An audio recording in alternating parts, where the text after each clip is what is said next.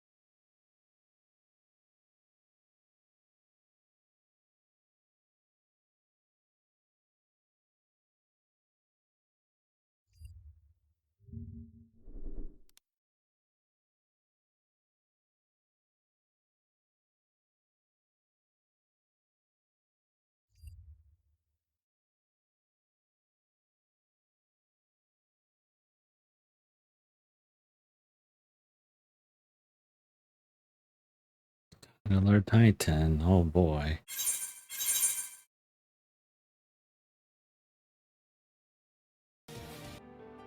Titan's mechanics are as follows: Earth and Fury, Tumult, Rockbuster and Mountain Buster,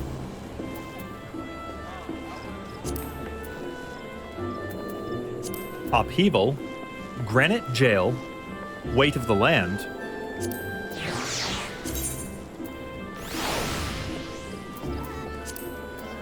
Geocrush, Bomb Boulder, and Landslide.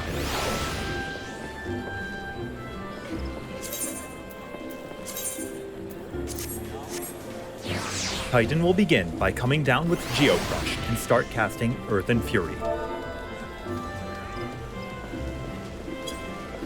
After the raid wide, Titan I wasn't prepared. Titan will begin by coming down with Geocrush and start casting Earth and Fury. After the raid wide, Titan will then target the main threat for Rockbuster and Mountain Buster. Then throw out 2 sets of Weight of the Land on random targets. Titan will then turn and jump towards a random cardinal direction for Geocrush. You need to make it to the opposite cardinal and wait for him to come down. When Titan lands, he will spawn a pattern of bomb boulders opposite to his cardinal with a small safe spot inside. Titan will then wind up Upheaval, and you need to quickly determine which side of the hitbox arrow you need to shimmy to. After the knockback, Titan will select 3 players for Granite Jail that are not the main tank and quickly follow it up with a Landslide. Please note that if anyone is dead, the main tank can be selected by a jail. After the Landslide, quickly line the jails up from back to front. Titan will Landslide again, and a final bomb boulder will explode and detonate the line of jails up to Titan. Some players may refer to this as a daisy chain. Now, some people like to bring in Elegant Melon or Afflatus Misery to make this mechanic easier. I don't really understand what they have to do with it. I mean, by all accounts, it doesn't make sense.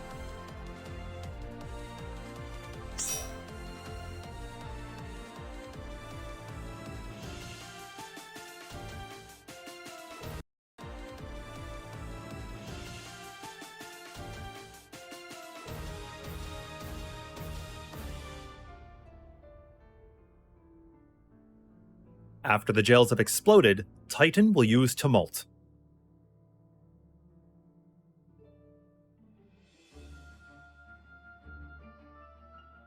After the Tumults, Titan will use Weight of the Land and follow up with a double Landslide.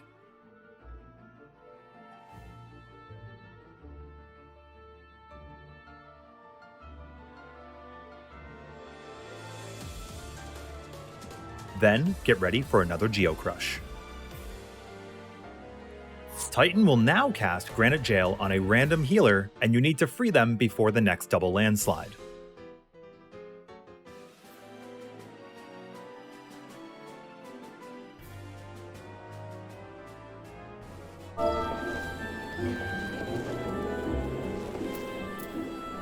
After that, Titan will use Tumult again, followed by another double Tank Buster.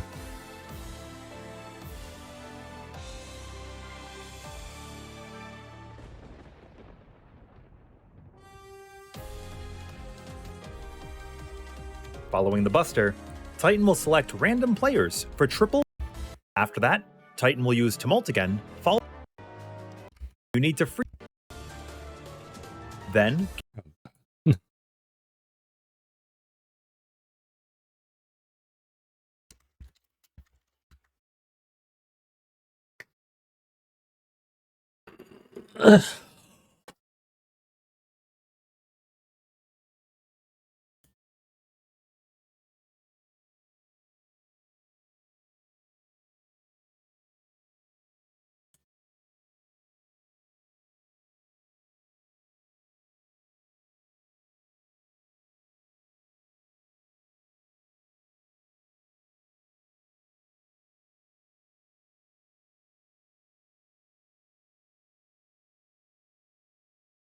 get ready for another Geocrush.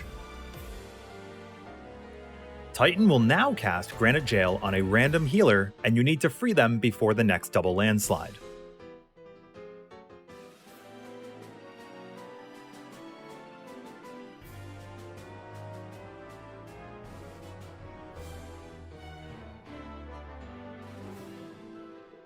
After that, Titan will use Tumult again, followed by another double Tank Buster.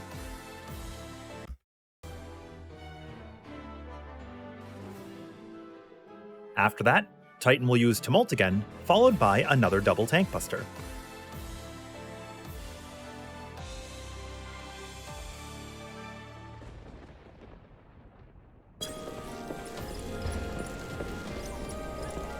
Following the Buster, Titan will select random players for triple Weights of the Land, place bomb boulders in the middle, and execute a double landslide. The way we deal with this is by having the melee players in front of Titan and ranged players on the opposite side of the arena. Then dodge the weights counterclockwise, then clockwise, and then clockwise again. Oh god, I'm not paying attention. And the arena following Tank Buster. After that,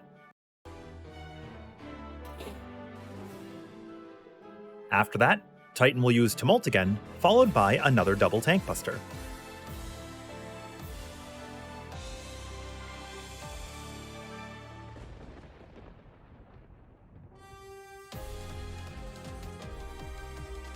Following the Buster, Titan will select random players for triple Weights of the Land, place bomb boulders in the middle, and execute a double landslide.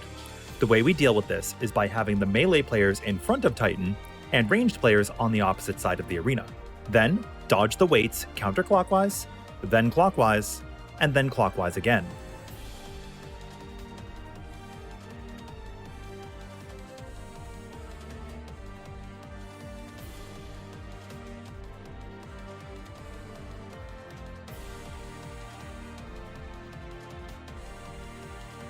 After that mess, Titan's going to use another double Tank Buster. Use a triple weight again on random players, cast Tumults, and finally, Enrage. My name is Rin, and you can find me on twitch.tv/RinKaragani.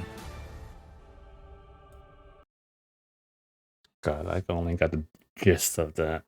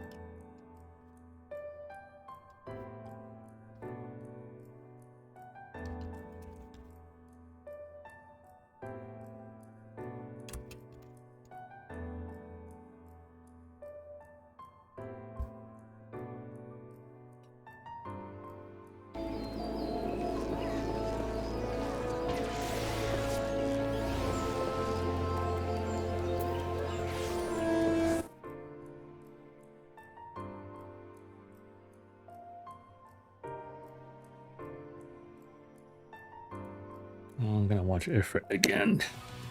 Ifrit spawns on a random cardinal and covers the entire arena in radiant plumes except for 2 cardinals and starts casting Crimson Cyclone. Quickly run to the one not covered by his dash. He then reappears in the middle of the arena and casts Hellfire.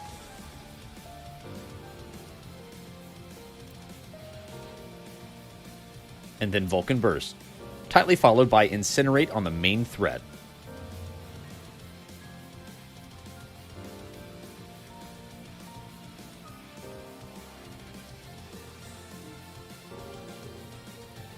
Ifrit spawns 4 nails in a tapered square formation and will be treating the tapered end as relative north.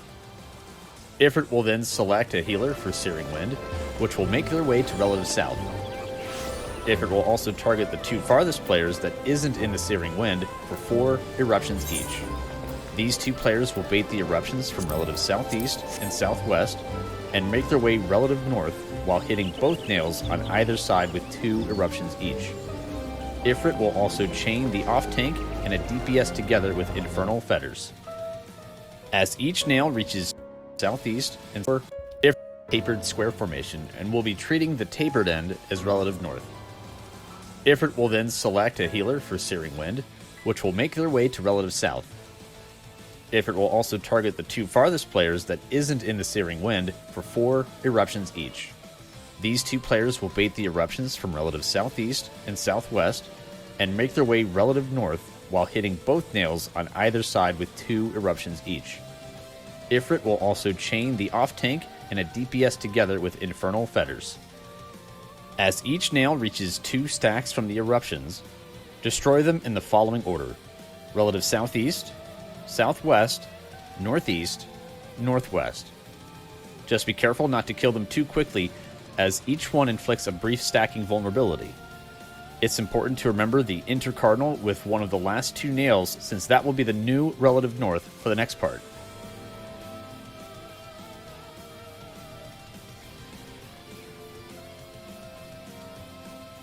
Ifrit will jump back to the center and use Hellfire.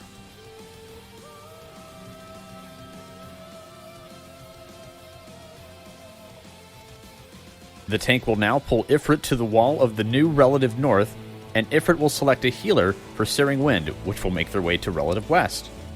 Ifrit will also select the 2 farthest non-Searing players for another set of 4 eruptions each. These players will start relative southeast and make their way north along the wall. This section ends with Ifrit dashing across all cardinals. For this section, Ifrit will select the other healer for a Searing Wind, which will rotate clockwise, and cast Flaming Crush on a random non-healer.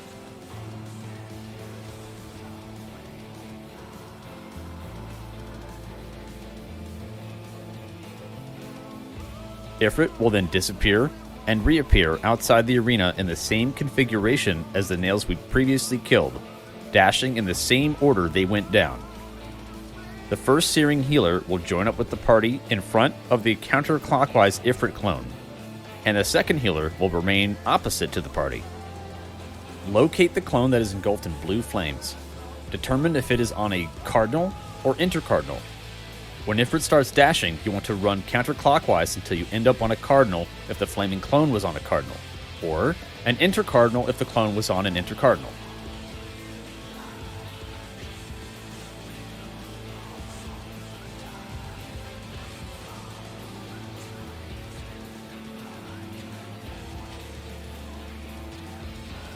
After the dashes have resolved, Ifrit will use another Incinerate on the main threat, and if you haven't killed him by then, he will throw out another 4 eruptions on the farthest player and finish off with a Flaming Crush before he enrages. My name is Lamatad, and you can find me on twitch.tv/Lamatad. Titan's mechanics are as follows. Earth and Fury. Upheaval. Crush. Titan will begin by coming down with Geocrush and start casting Earth and Fury. After the raid wide, Titan will then target the main threat for Rockbuster and Mountain Buster. Then throw out 2 sets of Weight of the Land on random targets. Titan will then turn and jump towards a random cardinal direction for Geocrush. You need to make it to the opposite cardinal and wait for him to come down. When Titan lands, then throw out 2 sets of Weight of the Land on random targets. Titan will then turn and jump towards a random cardinal direction for Geocrush. You need to make it to the opposite cardinal and wait for him to come down. When Titan lands, he will spawn a pattern of bomb boulders opposite to his cardinal with a small safe spot inside. Titan will then wind up Upheaval, and you need to quickly determine which side of the hitbox arrow you need to shimmy to. After the knockback, Titan will select 3 players for Granite Jail that are not the main tank and quickly follow it up with a landslide. Please note that if anyone is dead, the main tank can be selected by a jail. After the landslide, quickly line the jails up from back to front. Titan will landslide again, and a final bomb boulder will explode and detonate the line of jails up to Titan. Some players may refer to this as a daisy chain. Now, some people like to bring an elegant melon or a Flatus Misery to make this mechanic easier. I don't really understand what they have to do with it, and by all accounts it doesn't make sense.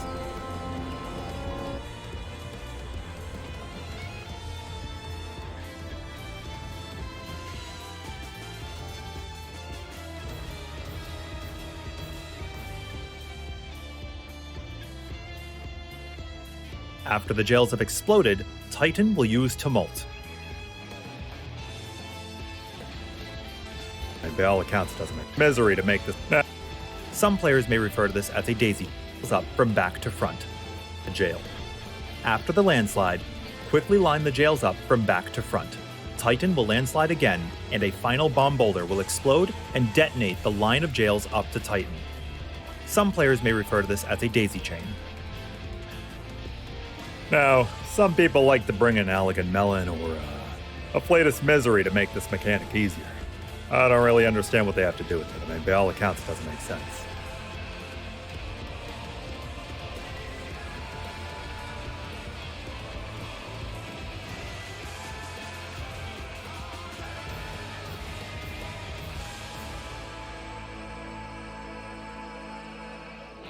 After the jails have exploded, Titan will use Tumult.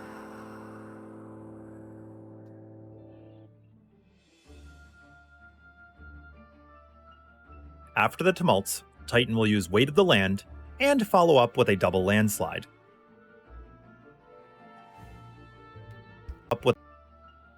After the tumults, Titan will use Weight of the Land and follow up with a double landslide.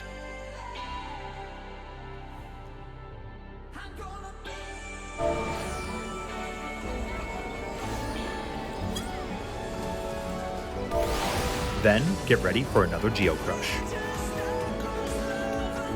Titan will now cast Granite Jail on a random healer, and you need to free them before the next double landslide.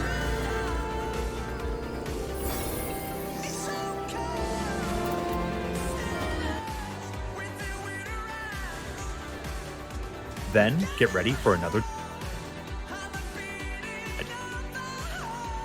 And we'll use Weight of the Land and follow up with a double landslide.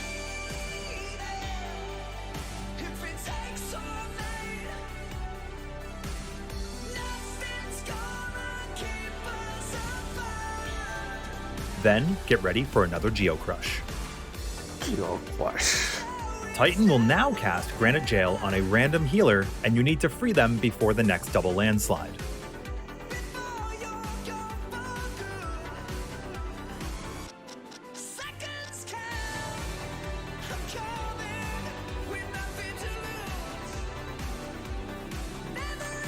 After that, Titan will use Tumult again, followed by another double Tank Buster.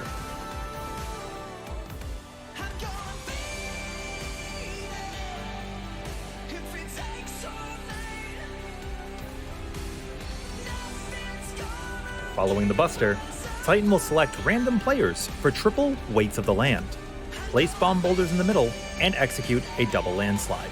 The way we deal with this is by having the melee players in front of Titan and ranged players on the opposite side of the arena. Then, dodge the weights counterclockwise, then clockwise, and then clockwise again. The players on the opposite side of the arena. Then, dodge the weights counterclockwise, then clockwise, and then clockwise again.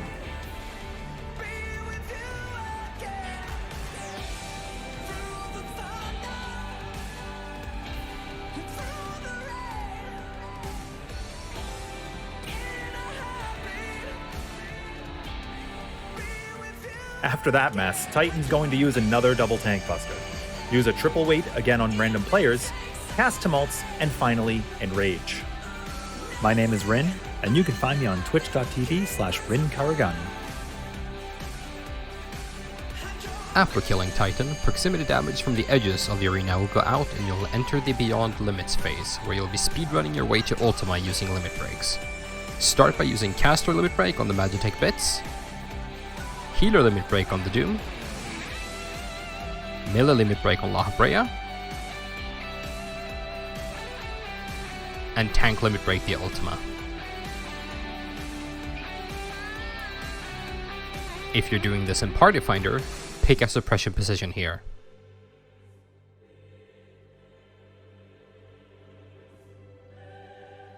Ultima will start off by casting his raid-wide called Tank Purge, then select the main threat for a Viscous Etherplasm, a tank buster that can be shared by the party. Move this into the party after application for an easy share. Ultima will also select the second threat for an AoE tank buster called Homing Laser.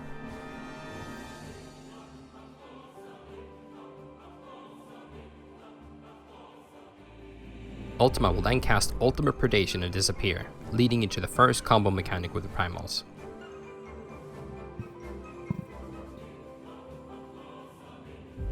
Garuda will appear in the middle towards a random intercardinal, Ultima on a random intercardinal, if we're done.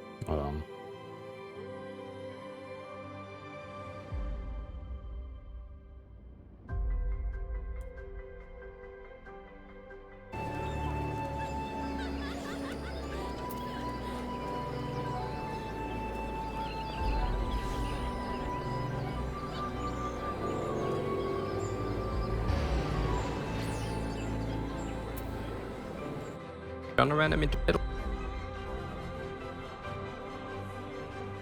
Garuda will appear in the middle towards a random intercardinal, Ultima on a random intercardinal, Ifrit on a random intercardinal, and Titan on a random cardinal. Garuda will execute her Awoken Wicked Wheel, Ifrit is Awoken Crimson Cyclone, Titan is Awoken Landslide, and Ultima a point blank AoE after a delay. To deal with this mechanic, simply go to any cardinal away from Garuda that doesn't have Titan on it. Wait for a landslide to go off, and then quickly shimmy in any direction that doesn't have Ultima on it until you hit these runes on either side of the Cardinal. The mechanic ends with a Feather Rain.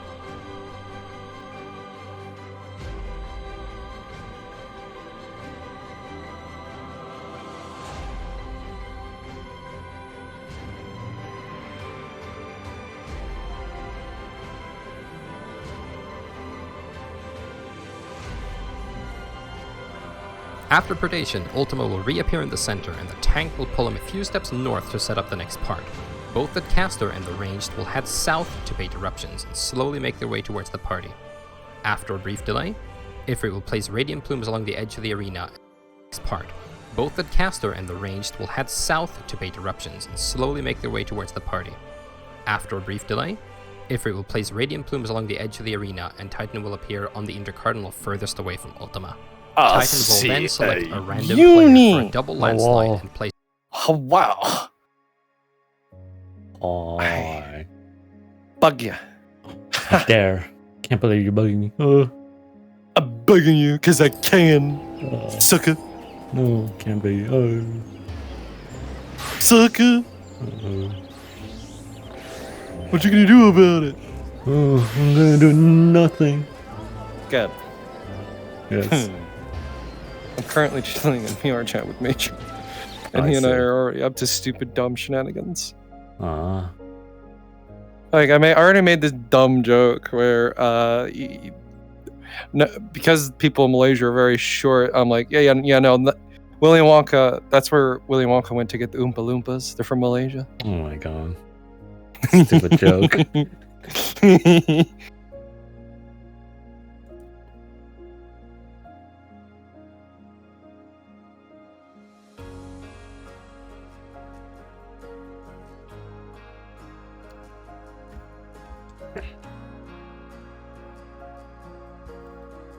Get bonked.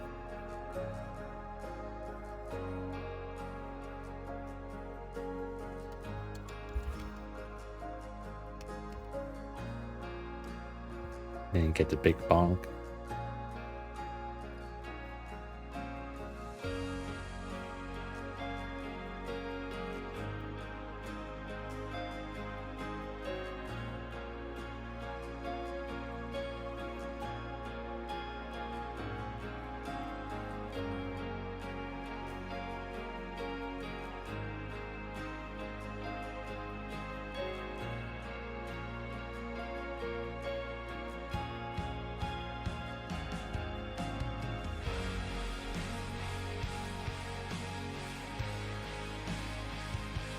Bomb boulders in the center.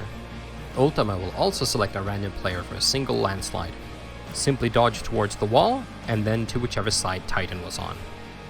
Ifrit will also chain two people together with Infernal Fetters, but this mechanic might as well not exist since everyone is stacking together.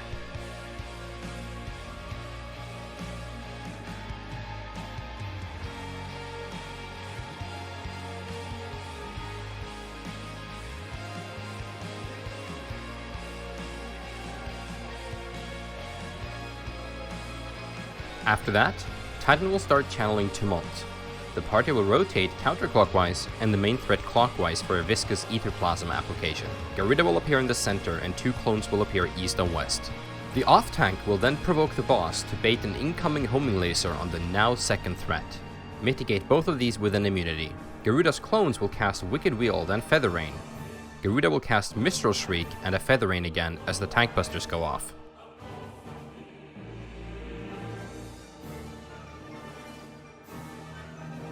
Ultima will now cast Ultimate Annihilation and teleport north, with Garuda in the south, Ifrit on a random southern intercardinal, and Titan on whichever Ifrit did not appear on.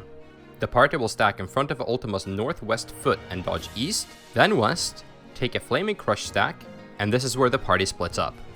The ranged player or caster that didn't take the Misalhai tether during Garuda will move south and resolve the tether, then rotate counterclockwise around the arena behind Ultima. The healers will dodge west and wait to receive a Searing Wind.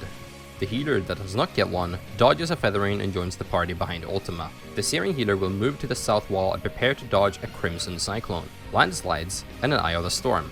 Move to whichever side Ifrit was on after the dash, then dodge towards the middle to resolve the second tether. The phase ends with a Feather Rain and a Tank Purge, so keep yourself alive and stay in the back until Searing resolves. Both tanks and one of the melee players will dodge to the east and soak a green orb that deals moderate damage. Then move to the east again for a Feather Rain bait. After the Feather Rain, they will take a second orb and head behind Ultima. One of the tanks will dodge clockwise around the arena when Ifrit dashes, then carefully to the east and soak a green, so keep yourself alive and stay in the back until Searing resolves. Both tanks and one of the melee players will dodge to the east and soak a green orb that deals moderate damage. Then move to the east again for a Feather Rain bait. After the Feather Rain, they will take a second orb and head behind Ultima. One of the tanks will dodge clockwise around the arena when Ifrit dashes, then carefully shimmy in to take the last 2 orbs.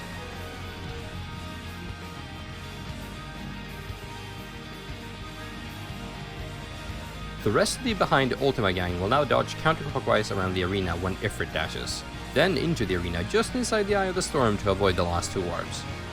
The phase ends with a Feather Rain and a Tank Purge. Ultima will then teleport to the middle. The next set of mechanics is a simple dance of in and out, tank busters and knockbacks. Ultima will start off with an Eye of the Storm, then Homing Laser, and another Eye of the Storm. Followed up by Radiant Plumes in the center, then Diffractive Laser, a frontal cone tank buster on the main threat. After that, another Eye of the Storm, Vulcan Burst, Sorry, Homing Lasers, I was being talked Eye to of the by Storm. Major, because Well- Major was cracking jokes.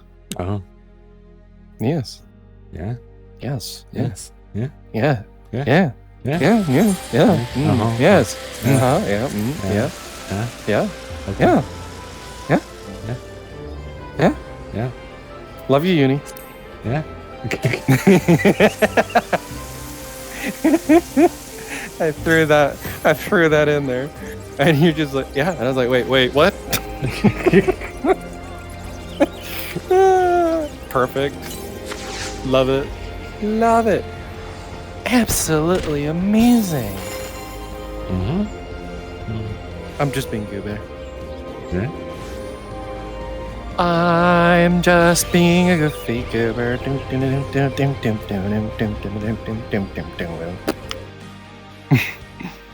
Vulcan Burst, and finally a Diffractive Laser. Stay shielded for the Vulcan Burst and stay out of Ultima's phase. Ultima will phase into Ultimate Suppression when you either run out of scripted mechanics or push it past 50% health. Ultimate Suppression will either run out of and stay out of Ultima's phase. Ultima will phase into Ultimate Suppression when you either run out of scripted mechanics or push it past 50% health. Ultimate Suppression will start off by the tanks lining up southwest and the non-tanks lining up along the northwest wall. 3 non-tanks will be selected for eruptions. These players will make their way past the middle where they converge and keep moving towards southeast. 1 person will be locked in a jail and the other 2 will rotate north, dodge Feather Rains to the middle, then to the jail and start destroying it. 2 will and keep moving towards southeast. These players will make their way past the middle where they converge and keep moving towards southeast. 1 person will be locked in a jail where they converge and keep moving towards southeast.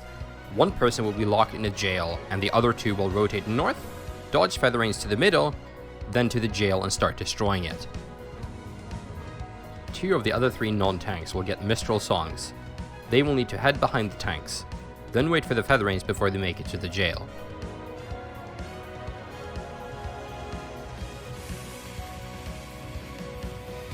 The final non-tank will be selected for a light pillar. They can either move with the eruptions and loop around the arena counterclockwise, or go with the Mistral Songs and loop around the arena clockwise after the Feather Rains.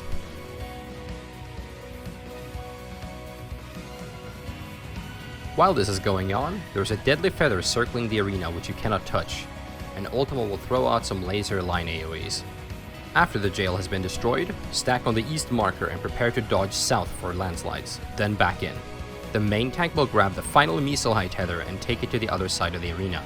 The phase ends with a Flaming Crush, Feather Rain, and a Tank Purge.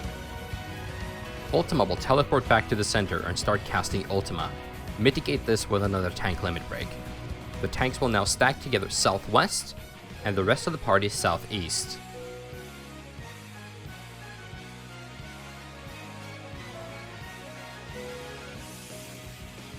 Ultima will knock everyone back and spawn orbs that need to be soaked before they move together and connect. Both parties will rotate north and take the second set. Soaking a set deals massive shared damage. and the distance between the orbs is decided by the amount of people that share the Annihilation. Both parties will rotate north and take the second set.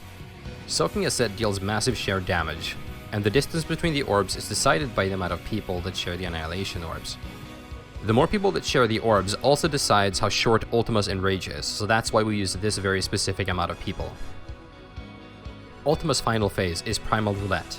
Ultima will inflict Viscous Etherplasm on 3 random players, then summon each Primal in a semi-random order. 1 Etherplasm will expire before each Primal executes a raid-wide, so be ready to mitigate and heal. Garuda will spawn in the middle, execute Wicked Wheel, then Wicked Tornado. 1 Etherplasm will explode as you dodge in for the tornado. Garuda will then cast Aerial Blast, then disappear with a Feather Rain.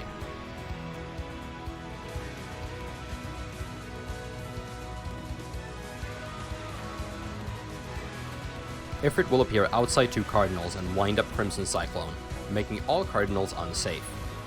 Ifrit will also select 2 random players for a single eruption.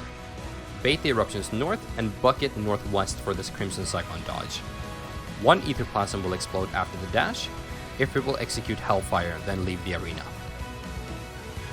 Titan will select random players for 3 Weights of the Land, dodge from north to northwest, then back and forth between those 2. 1 Etherplasm will expire after the second dodge. Titan will end his phase with an Earthen Fury. The order the primals can appear in is as follows: Garuda, Ifrit, Titan, Titan, Ifrit, Garuda, Ifrit, Garuda, Titan. It's important to keep the party healthy and mitigated at the end of each primal phase, and always return north after each primal, unless the next primal is Garuda. After the roulette, Ultima will start charging his Enrage. When he reaches 100% Ether, Ultima will execute you one by one, with the player dealing the least damage going first. Congratulations on your clear, and I'll see you in the next one.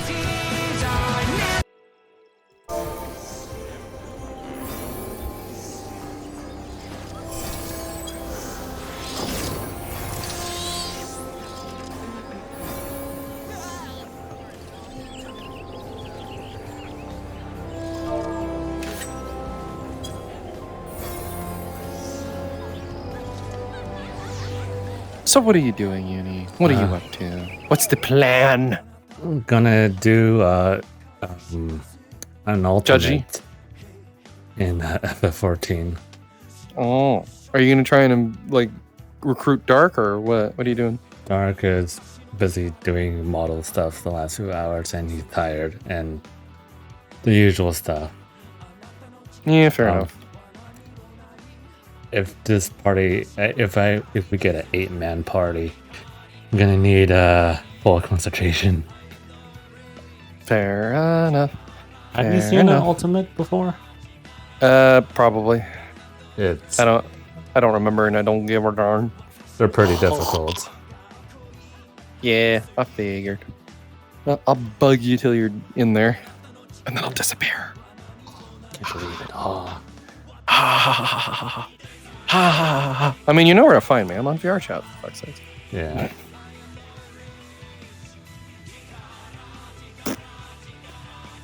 Do.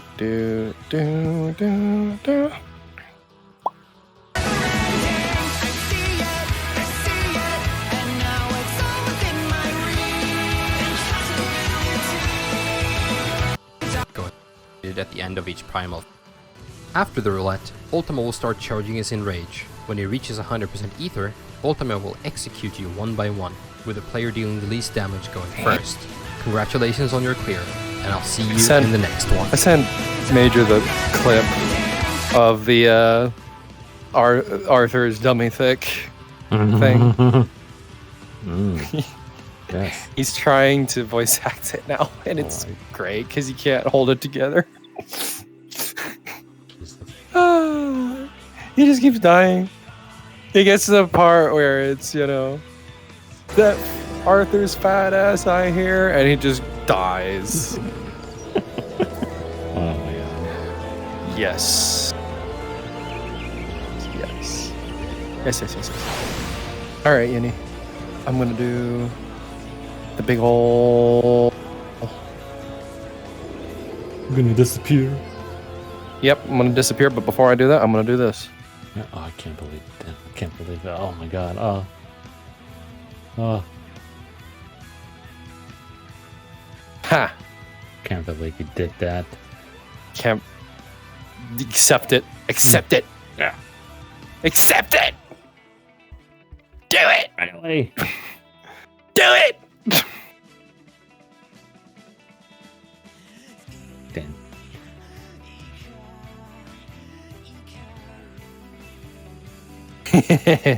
All right. All right. I wish you luck with your ultimates. Yeah. Try not to get wiped. Ha. That's hard to do.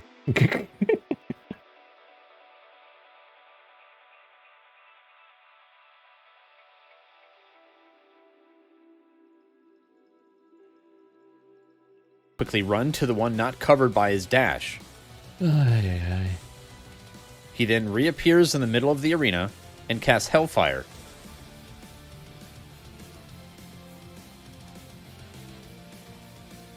And then Vulcan Burst, tightly followed by Incinerate on the main thread.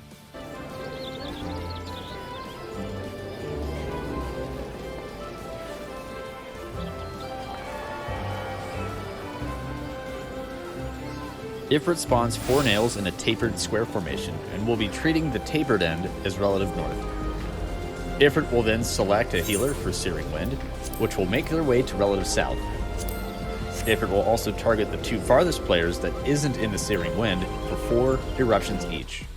These 2 players will bait the eruptions from relative southeast and southwest and make their way relative north while hitting both nails on either side with 2 eruptions each. Ifrit will also chain the off-tank and a DPS together with Infernal Fetters.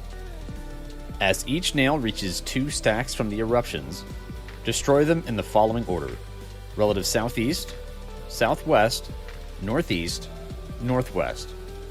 Just be careful not to kill them too quickly, as each one inflicts a brief stacking vulnerability. It's important to remember the intercardinal with one of the last 2 nails, since that will be the new relative north for the next part.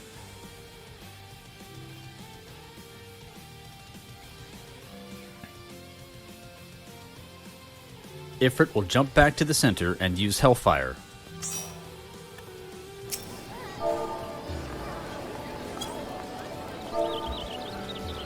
The tank will now pull Ifrit to the wall of the new relative north, and Ifrit will select a healer for Searing Wind, which will make their way to relative west. Ifrit will also select the 2 farthest non-searing players for another set of 4 eruptions each. These players will start relative southeast and make their way north along the wall. This section ends with Ifrit dashing across all cardinals. For this section, Ifrit will select the other healer for a Searing Wind, which will rotate clockwise, and cast Flaming Crush on a random non-healer.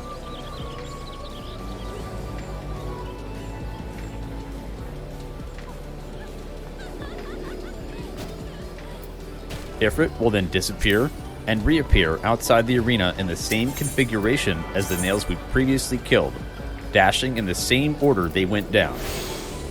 The first Searing healer will join up with the party in front of the counterclockwise Ifrit clone, and the second healer will remain opposite to the party. Healer. Way north along the wall for Searing Wind, which will make their way. Important to remember the intercardinal with one of the last 2 nails, since that will be the new relative north for the next part.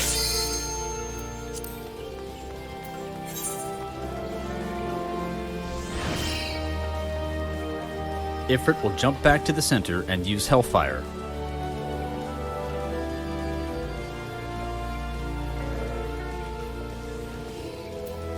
The tank will now pull Ifrit to the wall of the new relative north, and Ifrit will select a healer for Searing Wind, which will make their way to relative west. Ifrit will also select the 2 farthest non-Searing players for another set of 4 eruptions each. These players will start relative south. It's time to get busy.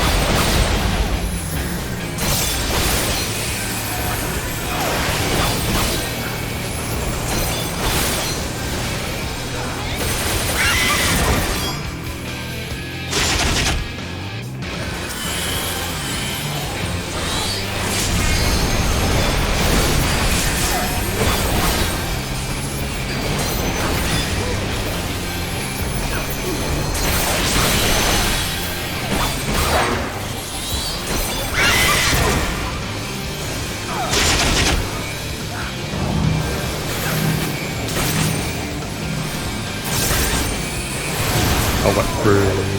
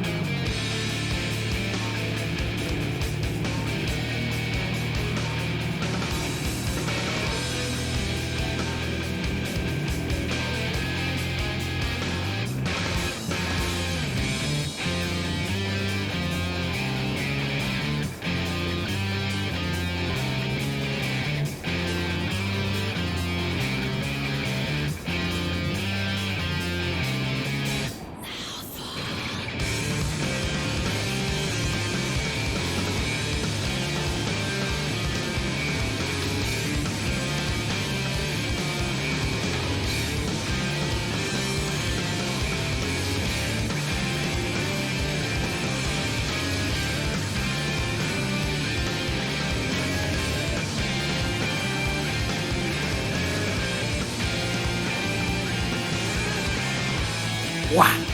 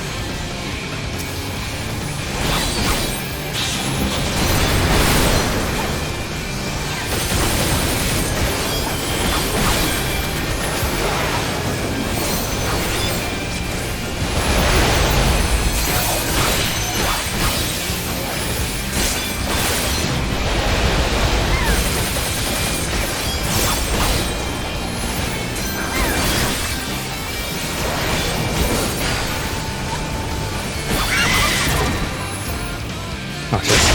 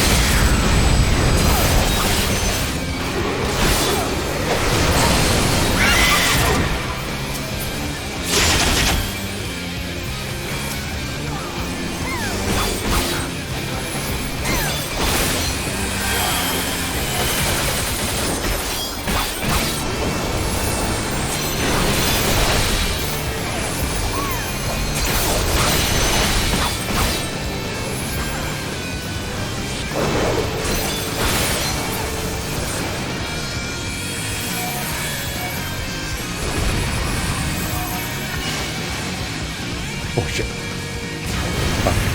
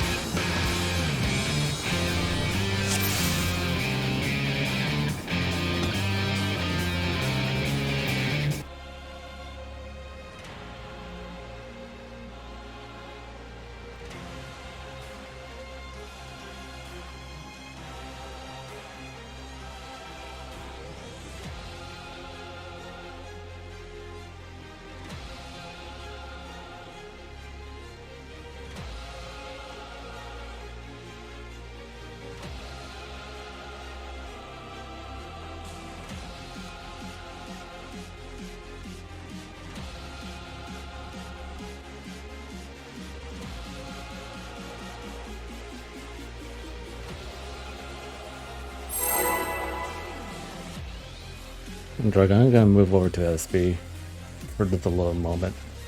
Let's see. Hello. Hello. I'm suffering right now.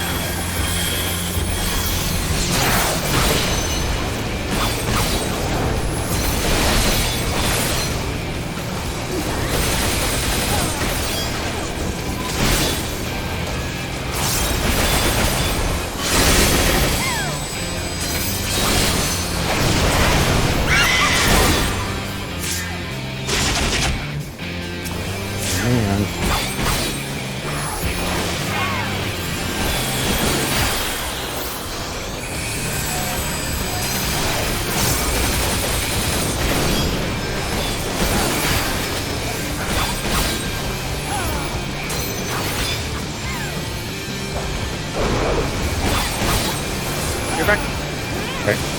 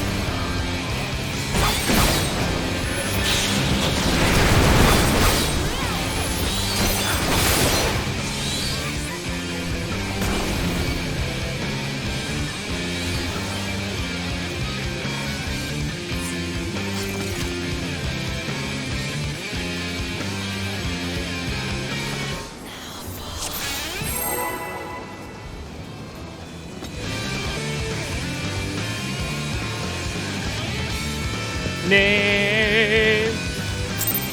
Come back. Morning flame. I have been blessed.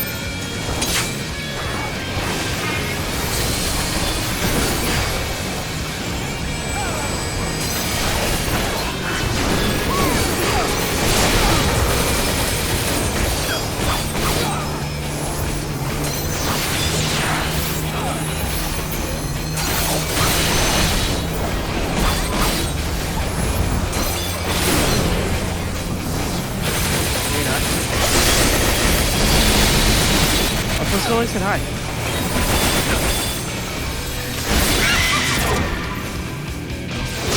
I don't want to go in the yard.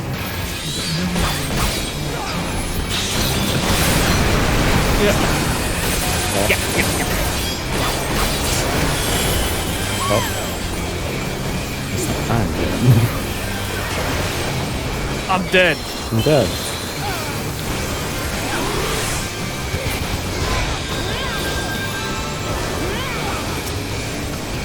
Oh no.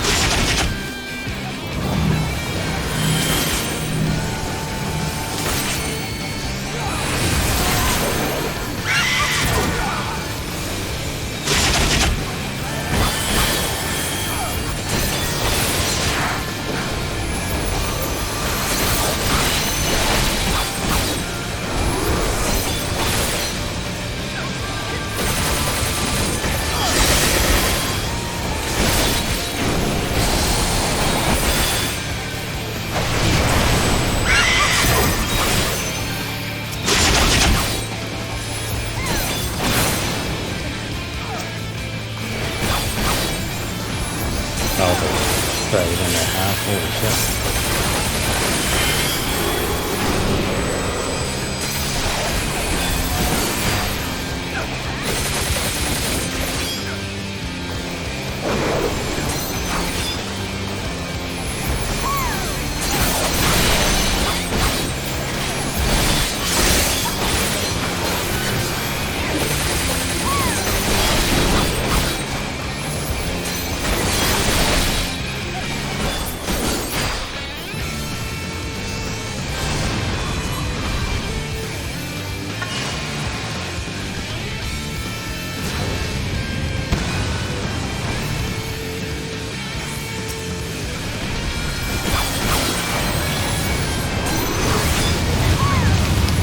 Still quite there.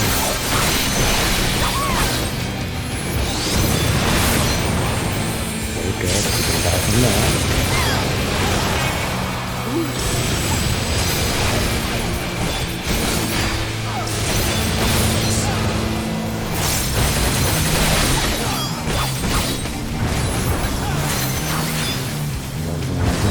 I'm here. Oh god, okay, fine, I'm over here.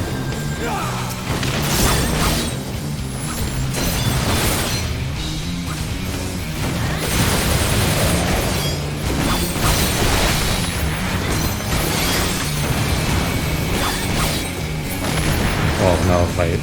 Oh well. Oh, whatever, man.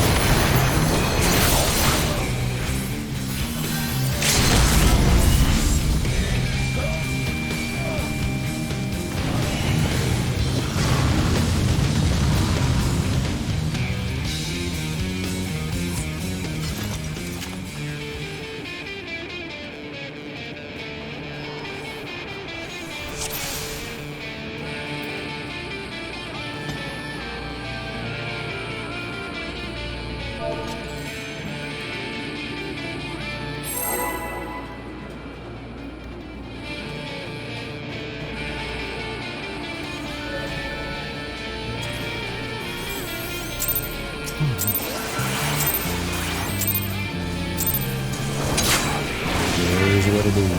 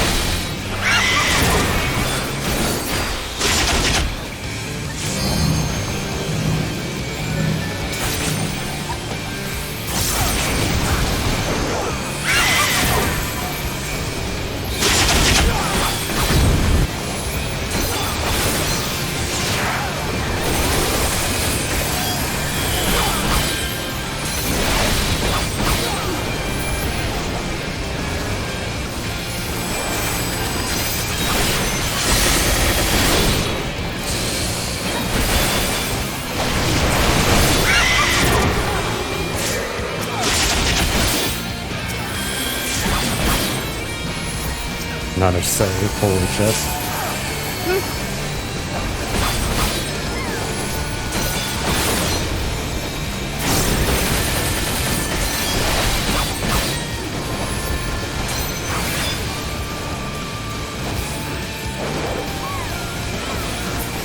Alright, here we go.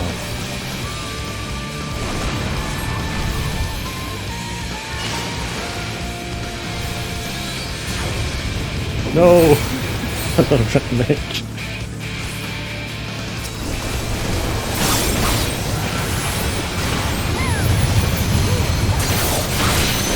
Alright, here we go. Oh god. Whoa.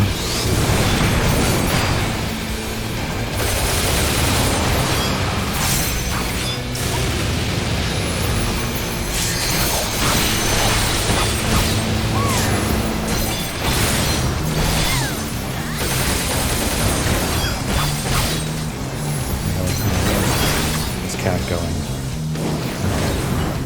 Oh wait, where is? Oh wait, hold on. Wait. Oh. Okay. What happened to?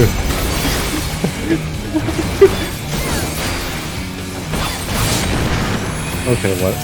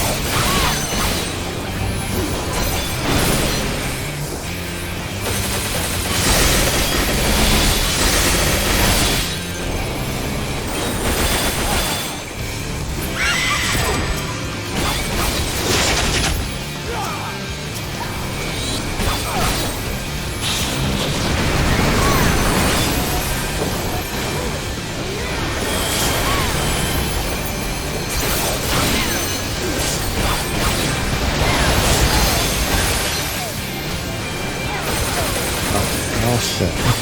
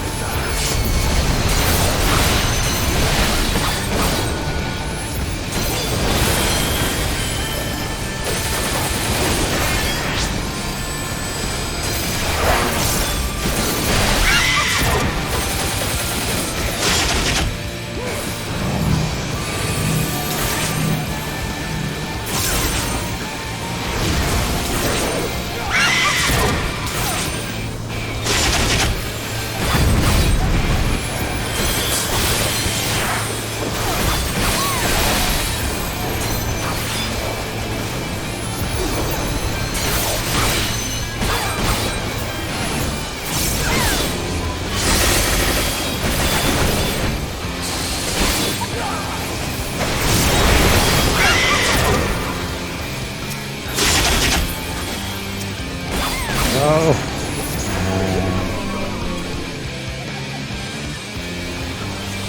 Not this time.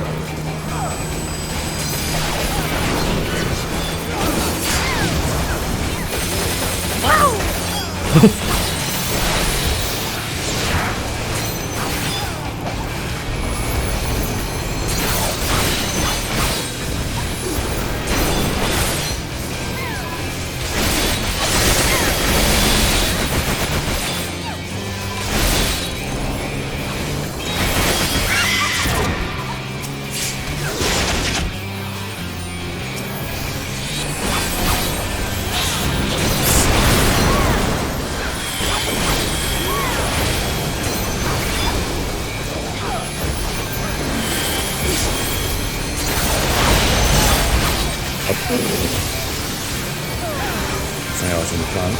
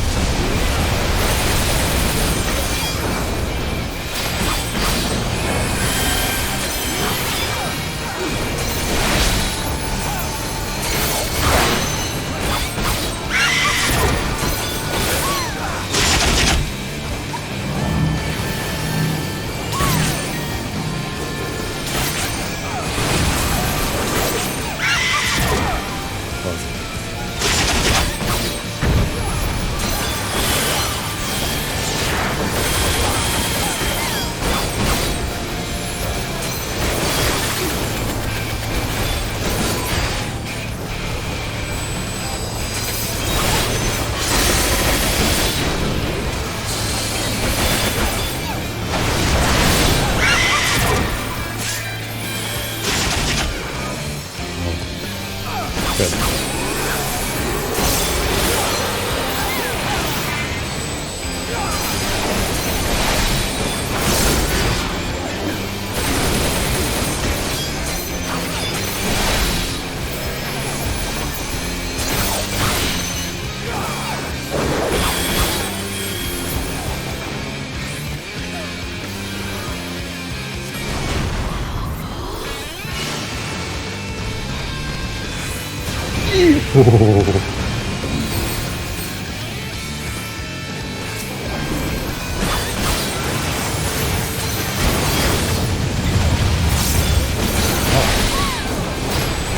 Ugh. Oh no, it didn't do the thing.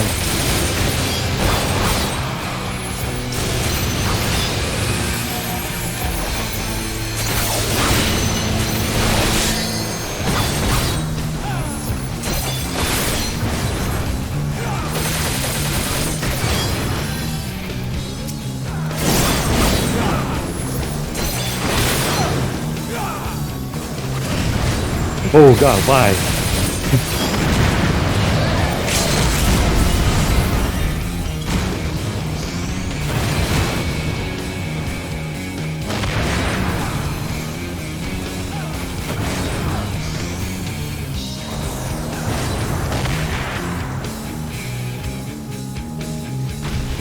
Not the light.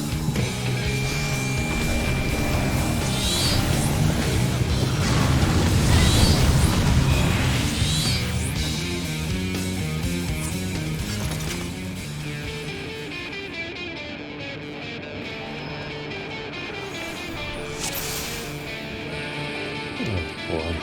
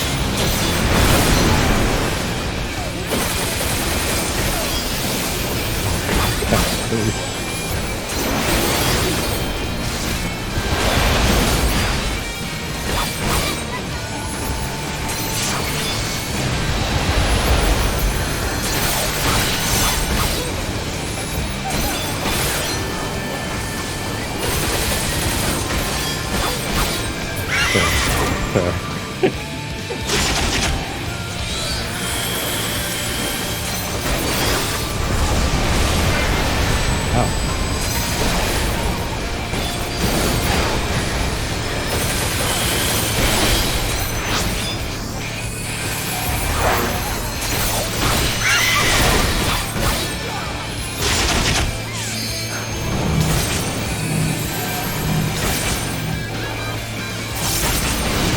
Oh my god.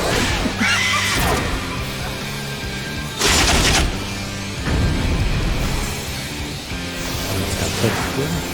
Oh wait. Boy.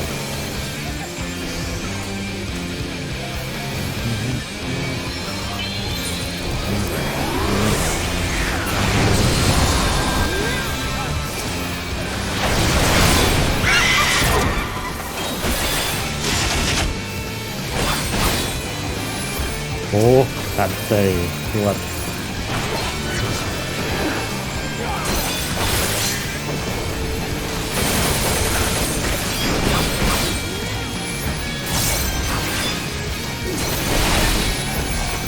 Oh, God. Oh, no. I'm not gonna make it. Oh, no.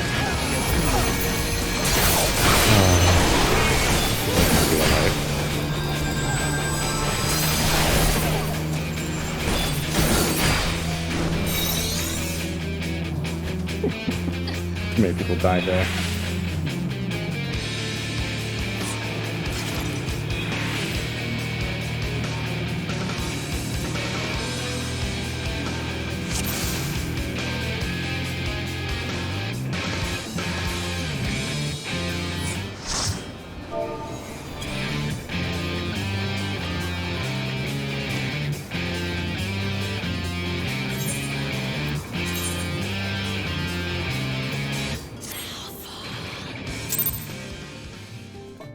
Okay.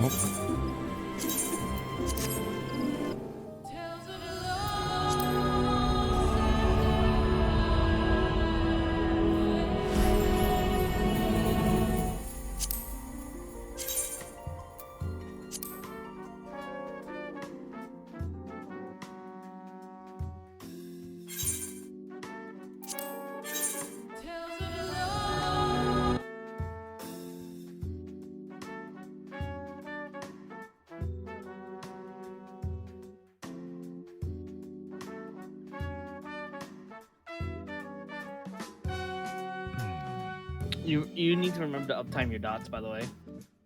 Hmm? Oh, yeah. That's only because I keep screwing up on my rotation. Have you looked up just a rotation, not rotation, an opener guide, by the way? I have. It was on my computer, but yeah. Okay. It's kind of split between learning the mechanics first and then worrying about my rotation. Like it was a bit half and half right there. Yeah, I understand.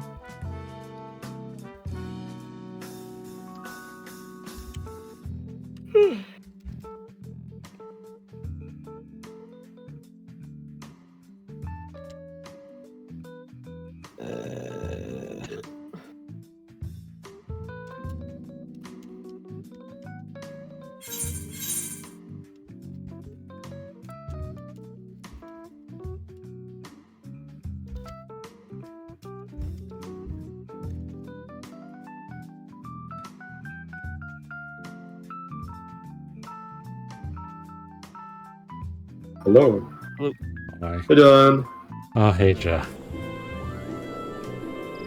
I don't So, know. So let me I'm doing ask. alright. Oh, How about you? Oh, sorry. No, I haven't talked to Dylan in like ages. okay, I'll let you say your thing first. No. What's up? Me? Oh. Yeah. I was gonna say, was that their Yeah, first time? okay.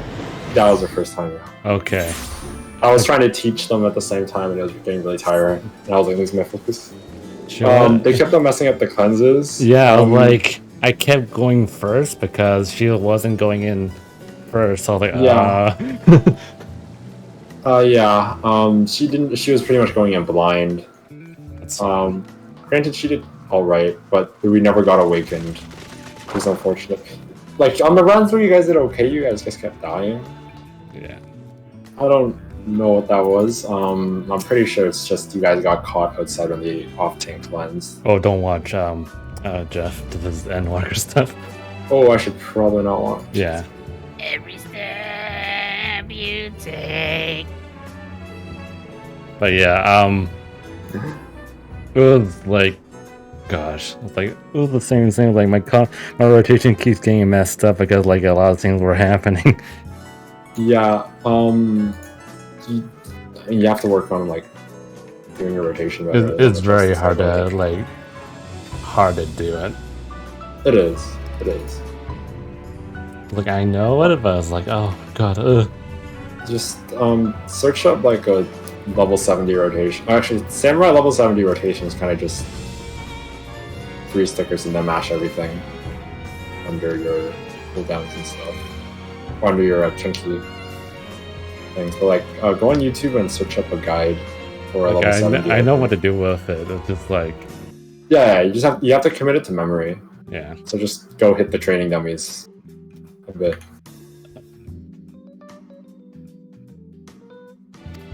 Honestly, you did pretty good. Like, you were barely dead, and you were doing your cleanses properly. So. I had to adjust like about it. a lot. Yeah. It's Yeah. like, okay, yeah. And the chat needs to watch a guide. The- It's really hard to convey the timing to somebody because it's like super tight. I think if I was more confident, then I can do my rotation right and not mess it up. I mean, you're not like messing up anyways. Like, you seem to have everything under control. You're doing the mechanics correctly. You just gotta relax a little bit. Yeah. Oh god, I have to say, it happened twice so far. Remember the second ad phase? I noticed one of the ads didn't die, and I hit it, and then it died, but the thing went off, but no one went to sleep. Yes. That Yeah, it's happened really funny. twice. It's almost like it's almost like a snapshot. It's really funny. I was like, oh my god. Yeah. But like, Honestly, I'm not sure if I everybody- saved it or if someone else did that. I was like, honestly, everybody in the group did really well. yeah, for Like, I was their surprised. I mean, first. Seemed some people knew what they were doing. The tanks knew what they were doing, which was good because Oh, yeah. it was hard. It's hard for me to explain tank stuff because it's like, oh yeah. Yeah. Only person that was lacking was Jeff. Fuck yeah, all right. The healer now. The healing was subpar. Oh, and everybody's getting hit by AOE's. I couldn't heal. My co-healer was not doing any single targeting healing. which is really I think tiring. yeah. I remember at one point in Ifrit, right? The op Yeah. tank was right next to me when I was on the left, and I was like, "What are you doing here?" And then I saw the thing, the eruption right underneath. Yeah. I was like, Yeah. "Oh, It's too hard to explain eruptions. You have to watch a video on it. like I have the easy part," but I was like, "That wasn't supposed to happen." Kat joined as she joined a mid/hardcore static. Oh, They're gonna do P5S up to P8S, and then they're gonna do Uwu. geez. She's never even stepped foot in Savage content before. So I was like, yeah, I did a little it's bit probably of good. Savage content before, but yeah, Oh yeah. Oh, that's good. a bit of from Stormblood and one from Heaven's Sword. I don't remember. Oh, nice. No, I told him to do some hard content before stepping into fucking P5S. But today, I'm glad that we that I actually got to see a glimpse of Titan. Yeah, it was good. I'm telling you, the primals are relatively easy. Like, there's just a lot of following around with the group, to be honest. The thing that's a mess is Ultimate. I watched it once, even though You we're mean not gonna Ultima? get Ultima. Yeah, I was like, holy shit! Like, there's a lot of moving around with the group, and then For Ultima, yeah, the worst part you will be doing is suppression. we'll Because get to that another day. But yeah, it's it's the second last phase, yeah, and it's absolutely chaotic. there's a lot of Yeah. spreading around, really. Yes, but it's all very calculated. So it's not as bad as it seems, as all things are when you understand them.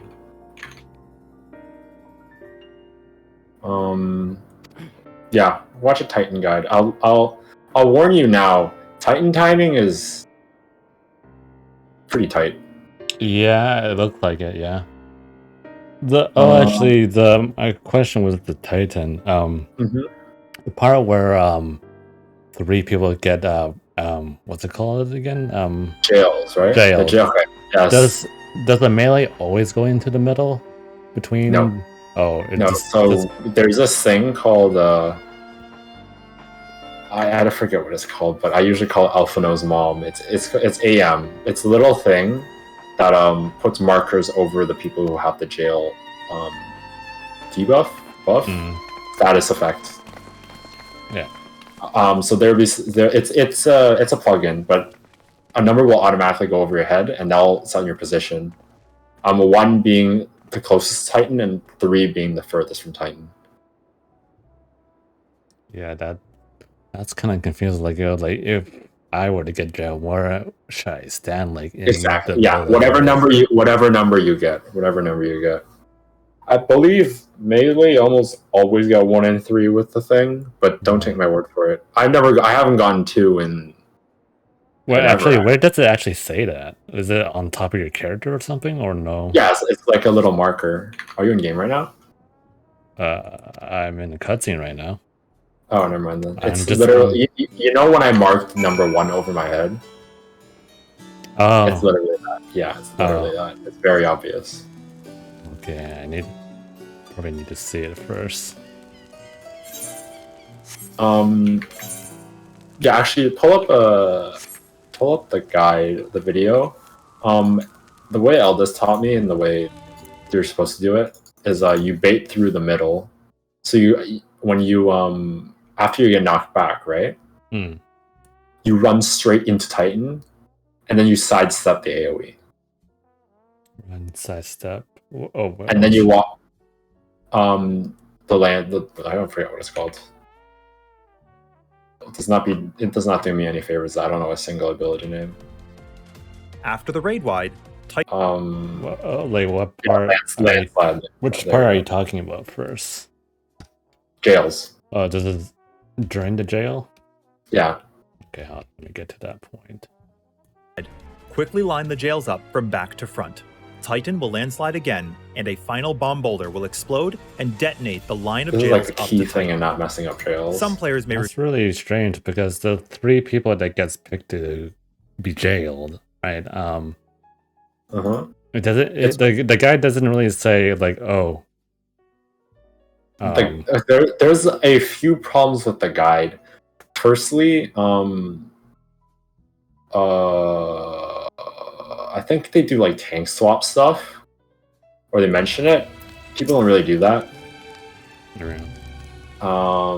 Second, I know for a fact in the annihilation phase, annihilation phase 2, they do a 2-2-1-1 stack where it's supposed to be 3-3-1-1 on Aether.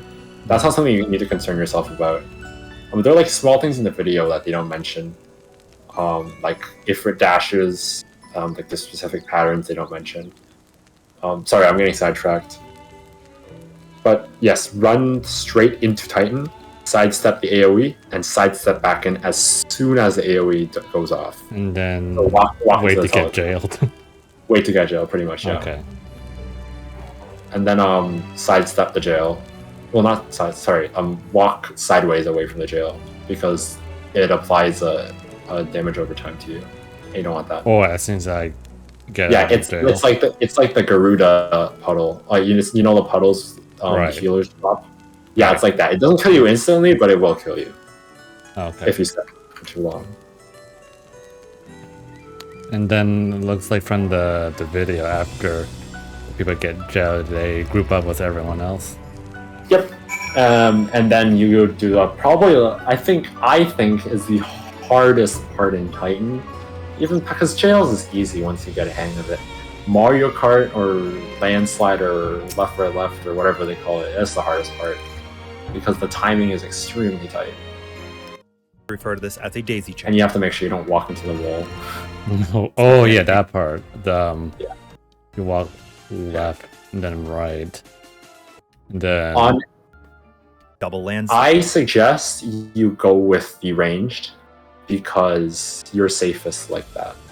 what was range? Then get Yep. ready for another Don't Geocrush. you can stay with melee. I almost never do it just because Titan will now I die cast like Granite 20% Jail of on the a time, random and healer, it's just and you need to not free worth them it before having the next weakness double going into landslide. Ultima Hmm.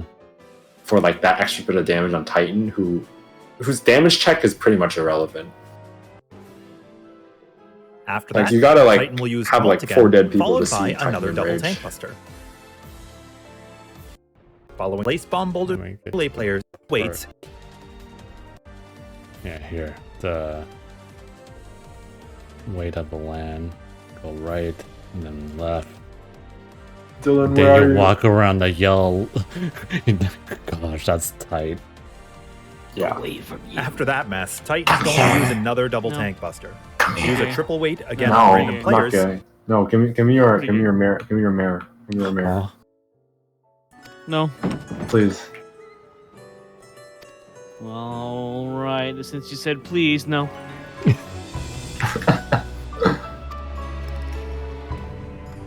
Every time I see you, I'm gonna turn you into a Lalafell, a naked Lalafell. How do you feel about that?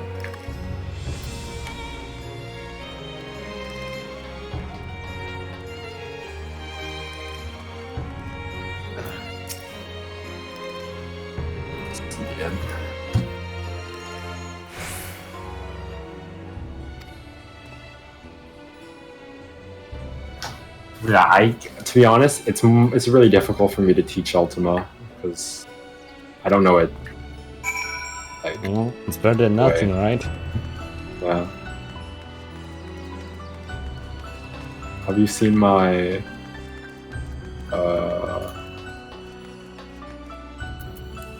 shiny spear?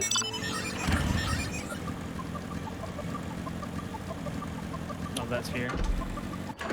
Yeah. You're just you're jogging at me. That's all you're doing, by the way.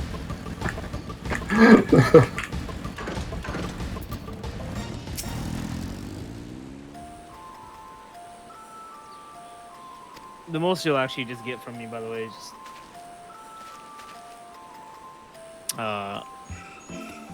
let's say effects. Yeah, no, I don't actually do anything. I just because everybody likes to have stuff. I don't believe you. What do you mean? What do you think I'm don't believe ERPing with you, other people yes. with Mare? No, that's not true. Yes. That's not true. That's not true. I only see bobs and vagina from very few people. Oh, That's not true. I have player effects off, so I can't see it. What's the point of seeing my modified flamethrower then? Get away from me. It's a very tiny Lolfell. Turn you into a lot. I have a new red mage glam though.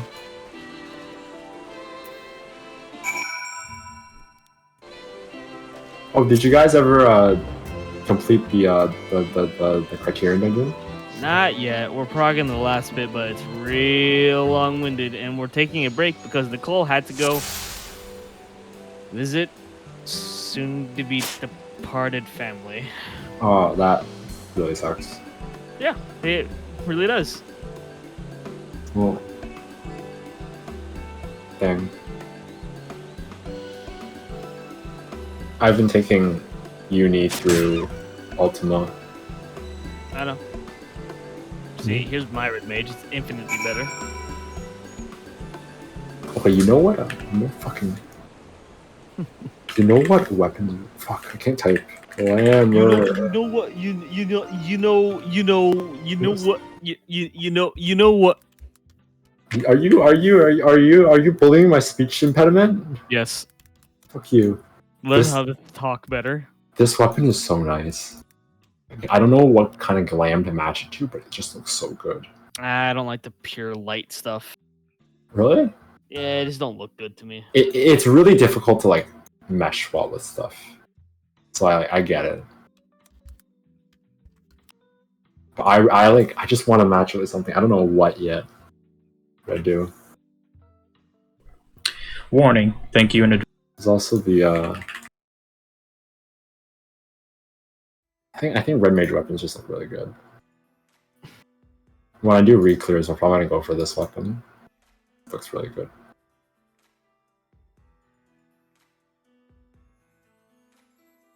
Yeah, new Reaper. Oh, nice.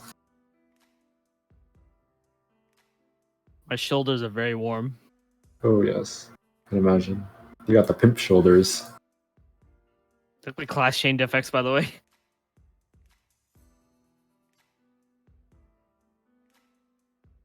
You'll have no clue where it's from until it's too late.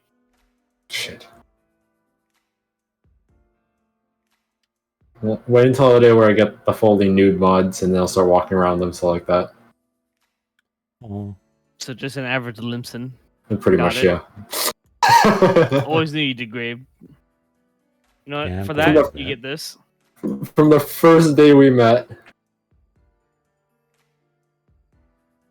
First day we met, I put uni in pajamas, and the rest is history. I still have that screenshot somewhere. Bet you can't do this. Unless you never started me.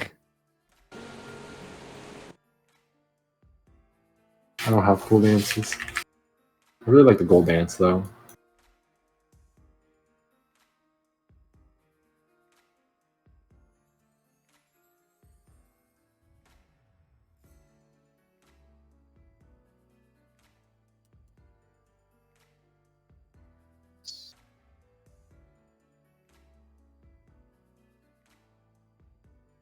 I can do this. Stop flexing your paid emotes. I don't have the money for this. You see the mod? Actually, I did. What the fuck? Again, you have to go to Mare and then. Sorry, go to Penumbra, click on me, and hit redraw target. Oh, hold on. Penumbra. How do you redraw? Nicely done. Let me truss this one up, and I'll make my way over to you. You see mods. You can click on me and then click redraw target, or press Penumbra.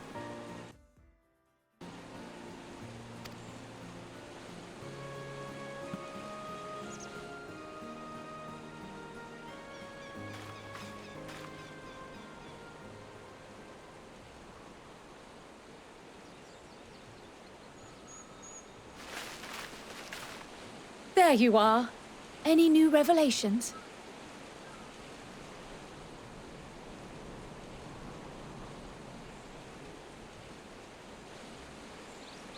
So you met with that gleaner again, this time to capture a hornbill. I understand catching and bringing in creatures from the outside, but what's the point of chasing after ones already here? Oh, it's a simple thing, really. Occasionally, we remove specimens no longer needed for study, or those we've had difficulty raising. But we can't simply turn them loose. Safely returning such creatures to their native habitats is another facet of a gleaner's duties. But not in this case, I'm afraid. I've been asked to bring the bird below.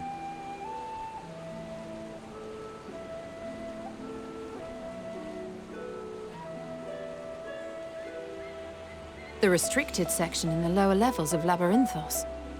Open only to a select few researchers handpicked by the Forum. The projects down there are the subject of rumor and hearsay. Forbidden magics.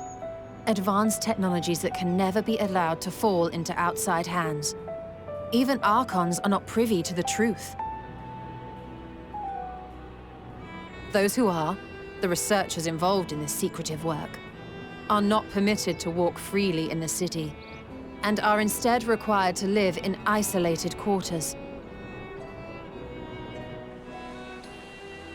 What could a facility subject to such strict security protocols possibly need with a hornbill?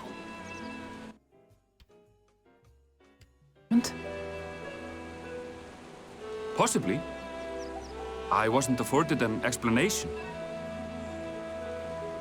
But judging by the requisition list given to me and my colleagues, I doubt it's for any kind of advanced research. I'd be more inclined to believe we were making preparations to migrate to the south. Mericidia or thereabouts. What? Why would you say that? Much of the flora and fauna we were asked to procure could serve as reliable sources of sustenance. They're comparatively hardy species, too, able to endure harsh climates. And among them are specimens known to be effective in improving soil quality and purifying water. When you put it that way, migration does sound like a reasonable assumption. That's all it is, though. An assumption. Through our tasks, we gleaners glimpse only bits and pieces of the Forum's plans. Our prime concern is that our requisitions, be they living or otherwise, are properly preserved for the knowledge of future generations. Now, I really must be going. I regret that I cannot reward you as you deserve.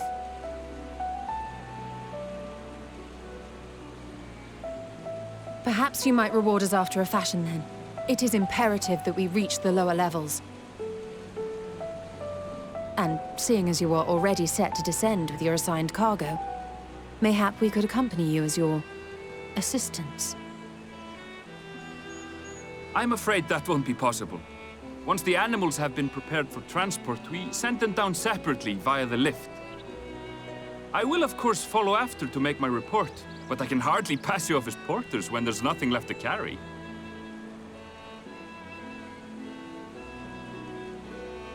Indeed. Pray forget I said anything.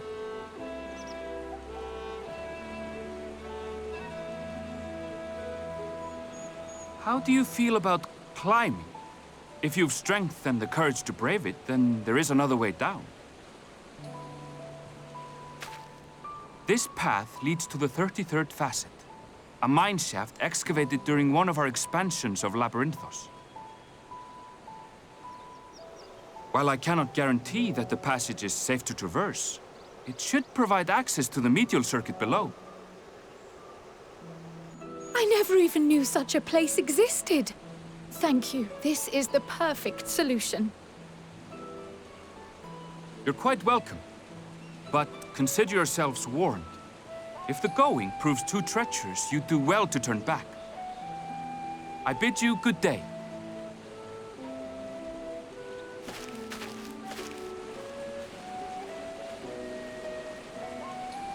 Well, turning back is hardly an option, not when we've come this far.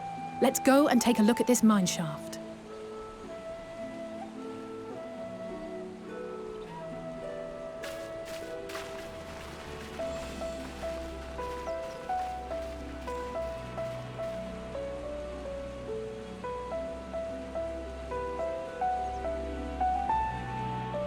So it looks so excessive. Oh my god.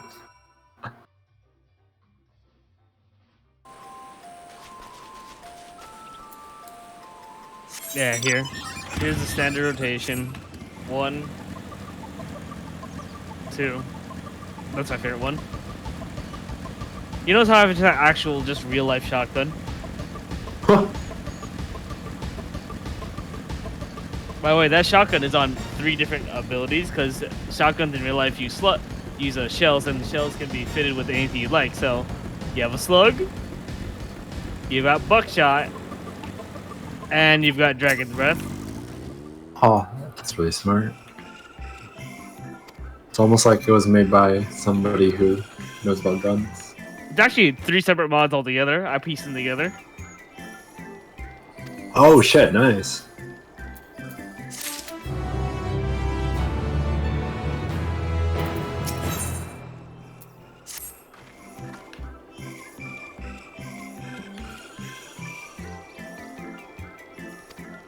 Oh yeah, you already know what Tactician looks like, right?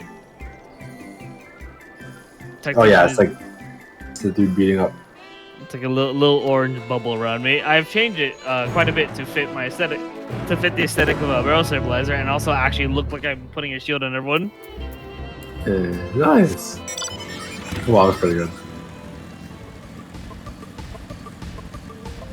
Let's see, I don't even.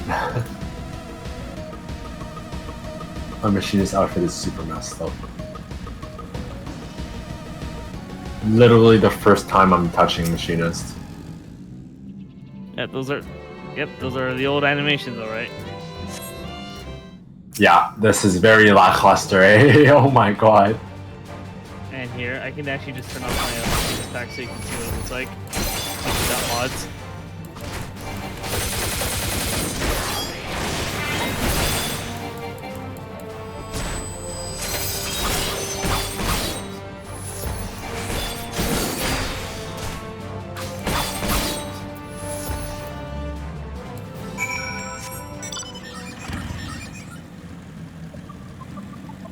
Hilariously, I made them less extravagant. Oh really? And Goddamn. the act of doing so is actually a lot better in my opinion. Oh, yeah, you can't go too excessive.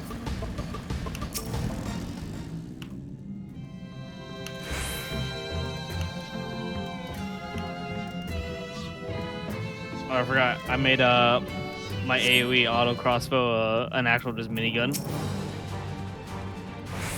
The fuck?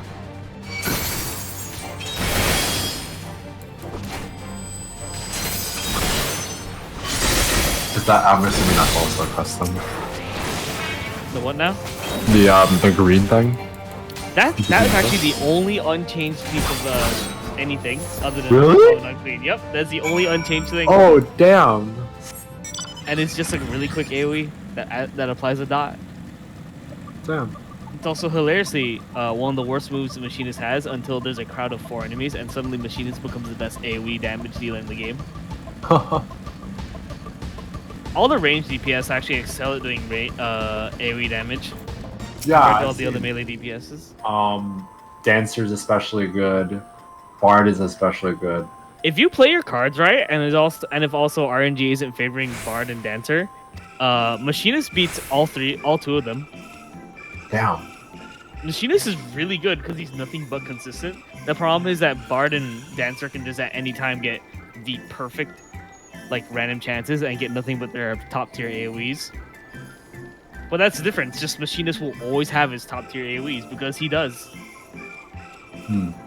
Yeah, I know like nothing about Machinist, but what I've noticed is it's always consistent. Yeah, that's the thing about Machinist. Machinist has 0 RNG. 100% 0 RNG. Dancer is nothing but RNG, and Bard has elements of RNG. They're both heavily dependent on RNG for their top tier damage, while Machinist is just Like, what do you like? By RNG, do you mean like the rules of damage? yeah, like like damage range. no. When Bard hits 1, they're only they don't have rotation. They have a 1, right? When Bard hits 1, there's a random chance to get volley shot, which is their 2. They're only available 2.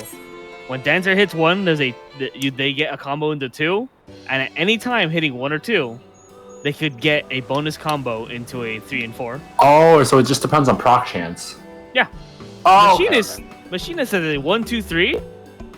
However, Machinist has a 1, 2, and a 3. But you also get 6 weaves.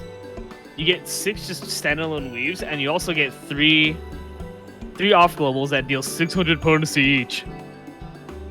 That come back on different, highly adaptable timers. Damn. You don't get a damage buff, and you only have Tactician for team support. But you, just to let you know, I've been crunching the numbers during Criterion. My burst damage is equivalent to the first third of Eldis's burst, which is significant. Damn. And remember, he's Ninja. He's playing on melee. Oh yeah, Ninja and Ninja has massive burst, isn't it? Ninja is one of the burst kings. He's melee. Damn.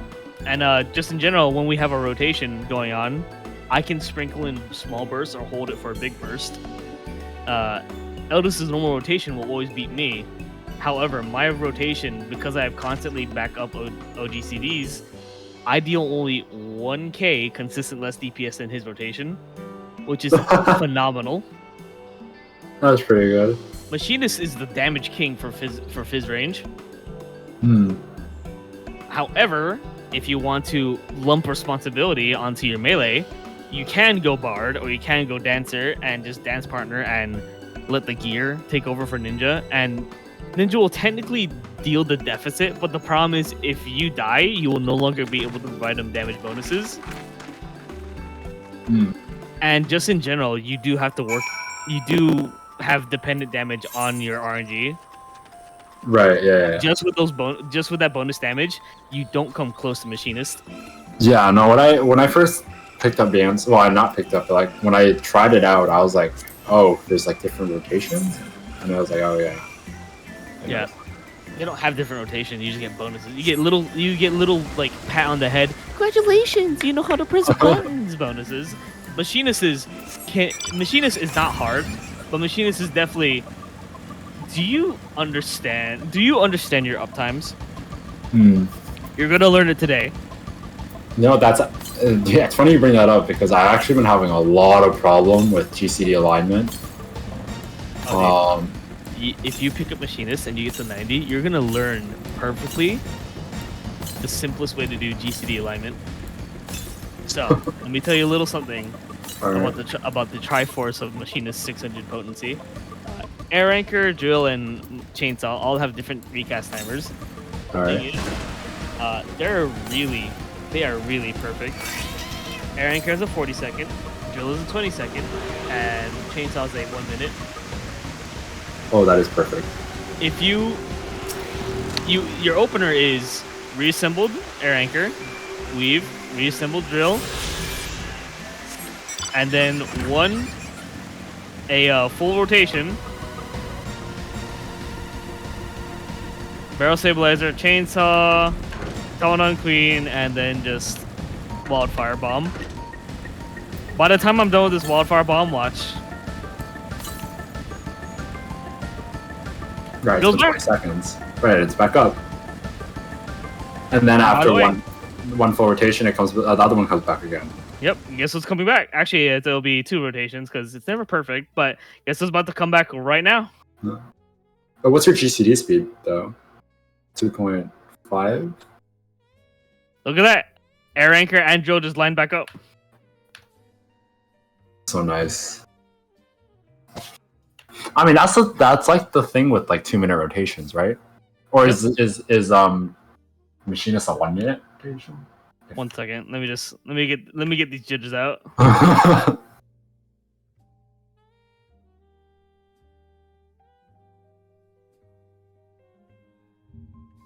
Hey everyone, this is Mike, and today is going to be the And then you can. There's a bit of an offset that I'm finding out. Trying to find samurai out. rotation with, because our maker she's. And there you go. Now I have a 100 battery cost automaton now queen out. applies our buffs. We're going to be which is a using that huge potency pre-pull boost. so that we can have our buffs up as fast as possible. Then we go into a double Midari to also get our Tsubame Gaishi on cooldown. Use our Turn off this Sene, fucking get our music. dot going So as would you ask well. me? And then No, I we're know. also going to be using what's your our GCD Ogi speed? Namakiri. 2.5? Now our meditate stacks are Ow. going to be functioning a little bit My different. GCD They are going to be speed would obtained by be- using an EI Jutsu or by using I Ogi don't know how to Namakiri. fucking They're check not going that, to be forget. obtained anymore Just gotta from hover using over our your Tsubame Gaishi.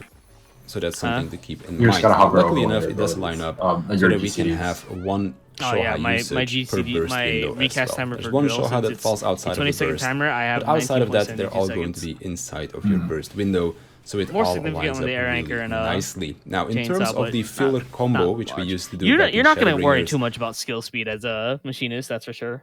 Oh, yeah. Dragoon is. You want to hear a story? Sure. I went into Uwu with the Dragoon skill speed of 2.41. This is the default is 2.5, and the fastest people do is 2.46. My GCDs are getting so misaligned.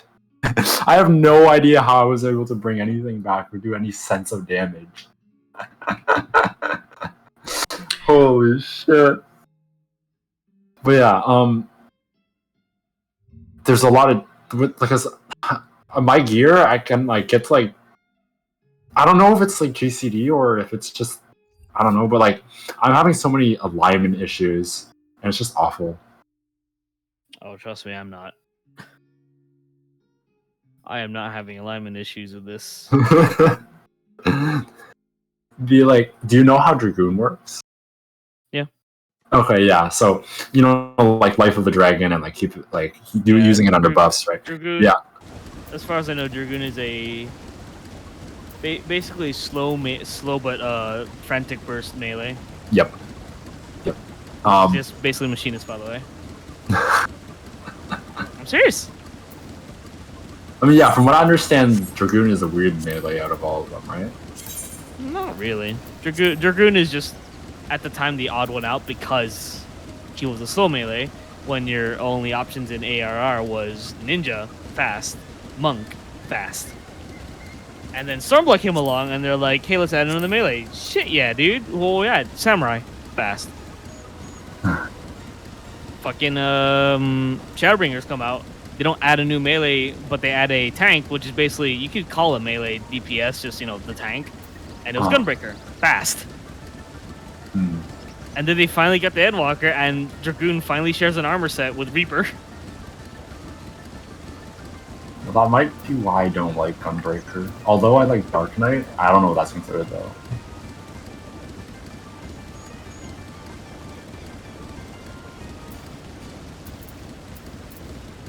Yeah.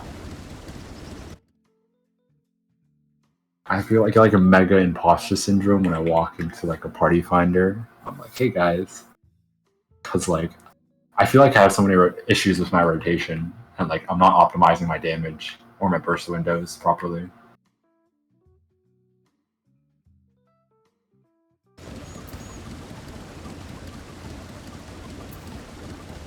What'd you say your recast timer for your 1, 2, 3 was? 2. It used to be 2.41. Now it's 2.47. Yeah. A little better. For machinist, my recast is 2.46 for my rotation. Mm. You're not gonna have to worry about it. Trust me. No. I mean, on Dragoon, I sort of have to.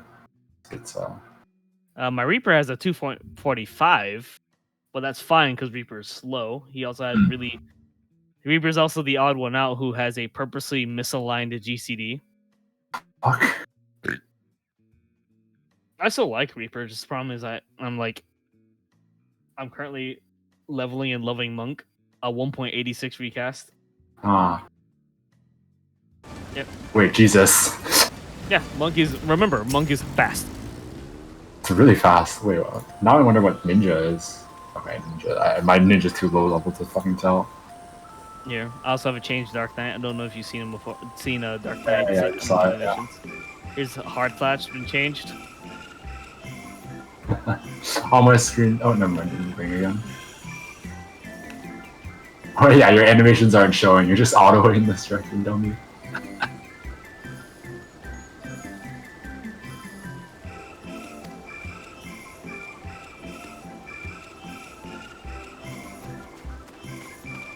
But yeah, I felt like I didn't like Gunbreaker because I felt like it just didn't feel right. I guess now it might be because it's like fast and I'm used to slow.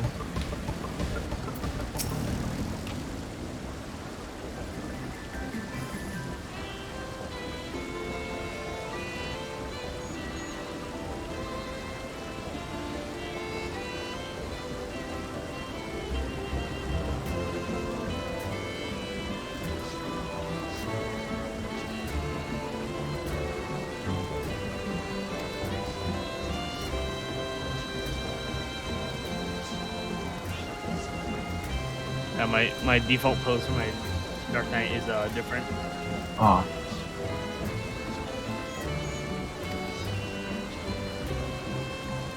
It's just upright. It's supposed to be a berserk. It's mimicking Guts' stance from Berserk. Oh. Oh, I started playing Red Mage actually. Oh yeah. Here, do your Red Mage. Just do Jolt into Ver Arrow or Ver Thunder. Yeah. Right here. Here's my modded 90 Jolt 2 into Ver Am Arrow 3. I gonna get blinded from this? Yes. What the fuck? Bro, you're fucking limit breaking every fucking 3 seconds. Goddamn right I am. Your eyes okay? Yeah, I'm fine. Here, this is what AoEs look like with my Red Mage. Holy shit. You're crazy. Here, you want to be protected? Check it out. Holy fuck. God damn. That's really, really fucking cool though.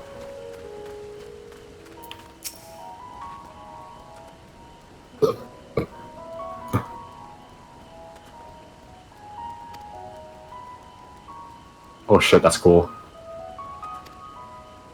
What ability was that? That was just part of the melee combo. Oh fuck. God damn. And here, I sent Alpha this. But I have an entire Sage Redux. So now Numa looks a bit different. Numa looks like this now, and sorry, sounds like this. What the fuck? That is way too cool. Wow, look at you. That's not the right ability.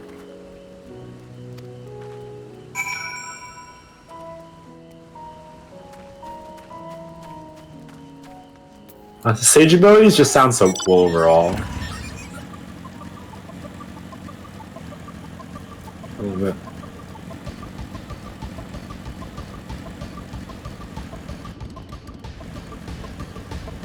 Yeah, I've been playing Red Mage. Since I'm not very good at it, it seems very chaotic to me right now because I'm trying to get my procs and like balance my white and my and stuff. Red Mage, you do have to take a trip on your Black Mage side a little bit. So if you notice your teammates are kind of waiting, and also never be afraid to just actually hard cast your 5-second stuff. Yeah. Like you're not gonna see. Hard to look away. So you can just sit here and go like,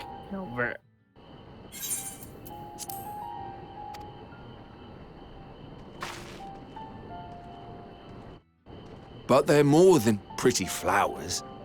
Heart blooms are attuned to ambient emotion.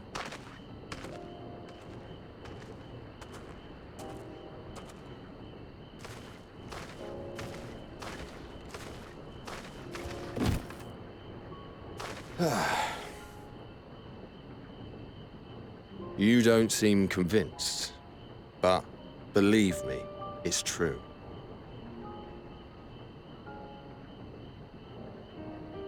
This ashen grey, for instance, it mirrors the anxiety and urgency of those working nearby as they rush to fulfill sudden orders. Intense feelings like those spur the petals to change colour. Bright glowing hues in the presence of joy, dark subdued shades for frustration or despair. Yet even with the collected wisdom of Sharlayan at our disposal, we've yet to identify the underlying principle of this empathic effect. And there are other mysteries besides. Although the flower is extraordinarily long-lived, its low reproductive rate has made it difficult to find younger populations growing in the wild. With too few sightings to map its distribution, and no closely related species to track, we've been unable to pinpoint its land of origin.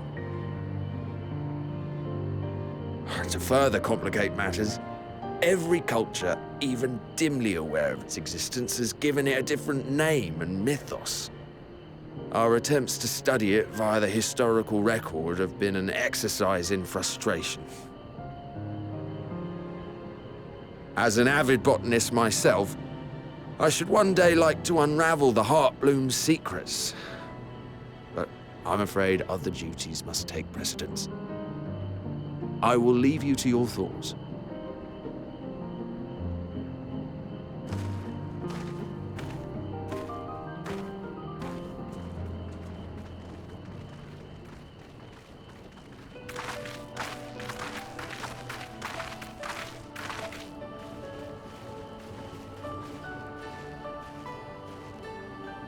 Have you learned aught of interest?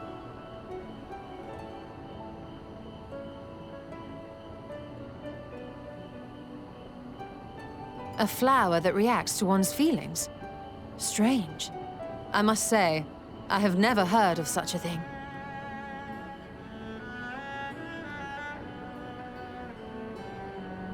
This is all very fascinating. But as it stands, we fail to gain any significant insight into the Forum's undertaking. Indeed. While there is certainly enough activity to support Erenville's supposition that a priority has been placed on improving food production, unfortunately for our investigation, these workers were never informed as to how their duties serve the master plan. If only we could interrogate the Forum members directly.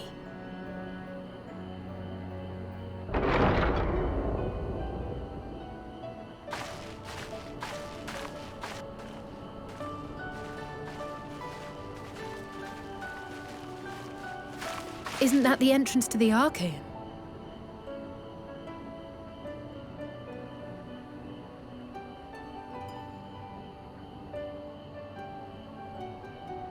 Look, there. I think that's Erenville. A little difficult to tell from here, but I think you're right. He did say he was coming down to make his report. Erenville receives his orders from the Forum. Would it not follow, then, that the superior to whom he reports is a Forum member, or at least a close associate? You mean to eavesdrop on their conversation? What of the risks? Ours alone to bear. We won't interfere with Erenville's work, nor will he be implicated as an accomplice. If you're not comfortable taking part, I can do this alone. Nay. I said myself that I wished to know Father's intentions. And no answers will be forthcoming should we simply ask nicely. We can apologize later, should it come to it. Right now, we need every crumb of information we can get our hands on. Consequences be damned.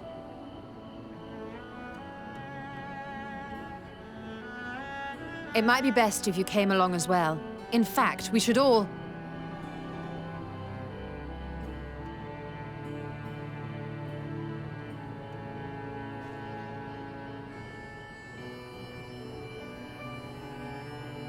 Cryo?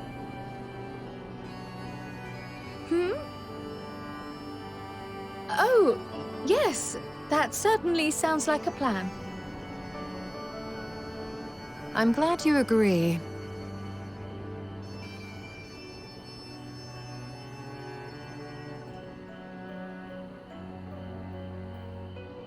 Quickly! Erenville is on the move. We need to get closer before we lose him.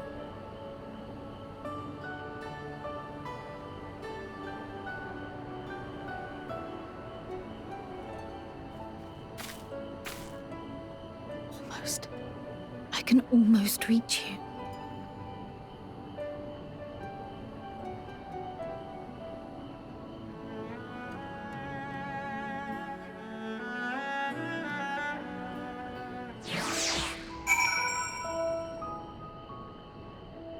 Sprint now, right?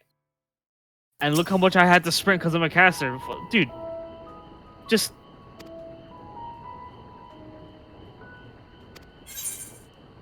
Okay, yeah. I mean, no, I do that quite a bit. Like, I would never do it in Ultimate. Like, I would never do it in Uwu. You gotta, like, dude, like, fuck, hold on. Check this out. Because, like, it doesn't make sense because you have to be stacked up for 90% of it. And there's just stuff that kills you everywhere. Hold on, I got you. I'm not even talking about, like... I get what you mean, though. I love doing this in Palace. Like, the quick in and out. It's so fun.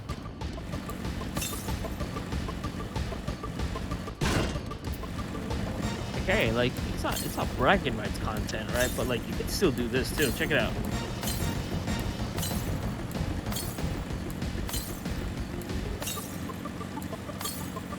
Like, we had, so Dom was Paladin, right? So he's not gonna... Oh, yes, I know this boss. I know this boss. You know this boss, right? I know yes, I know its mechanics as well. Here's the thing. We had a machinist who was too scared. We had a samurai who did jack shit, and we had a samurai who kept dying. The samurais both didn't want to LB3 out of fear. I was our only DPS, so I just said, fuck it, dude. We have LB3.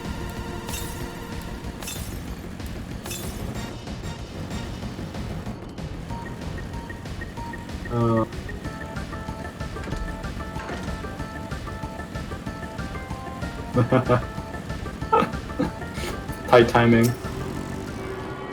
Hell, dude, like you don't. There'll be ultimates and savages, right? Where like you do need to be stuck together, or do need to like get the places real fast. You can still do it. Oh yeah, it's more niche than anything. I'm sure it's definitely still useful. It's much more niche. Check it out. I don't know if you're here yet, but let's just say you are, right? Yeah, I'm here. Check this out. This still happens in Savage Eden, but you can wholesale do this.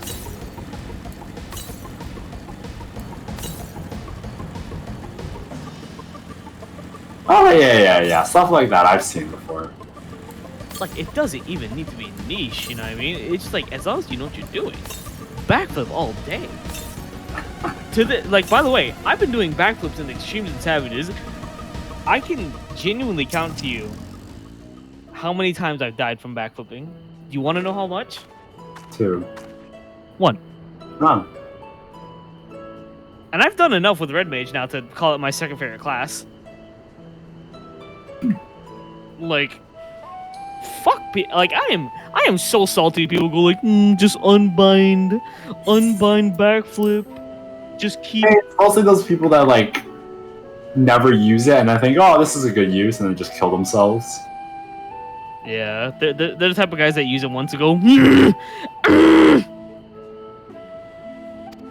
They're the type of guys that actually genuinely think that your caster autos deal damage. Are you kidding me? I'm dealing 32 damage.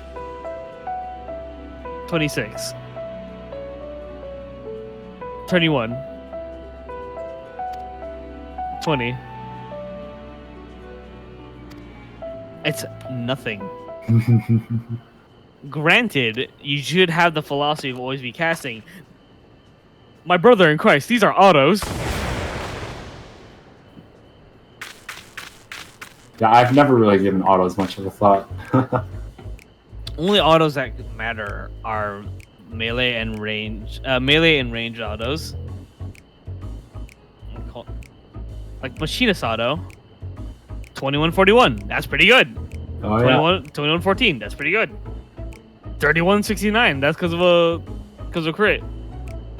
45. 47. Here we go. Look, Reaper autos, 2868. Oh yeah. 2750. 2130. 2310. 2870.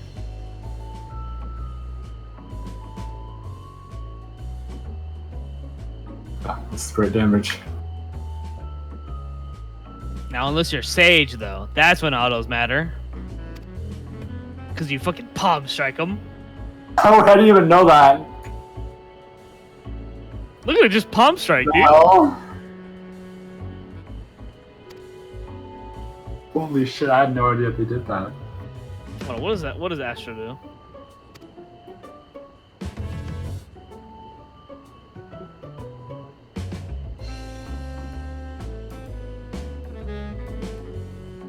Good question.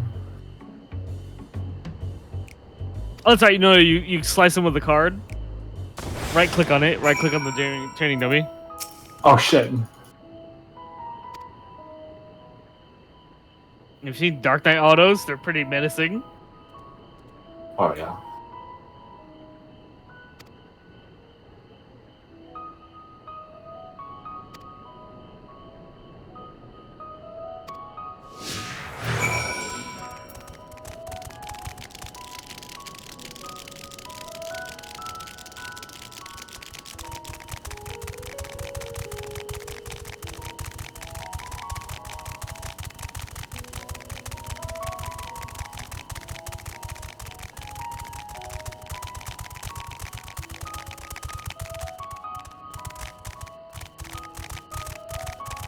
Oh, by the way, Monk has ranged.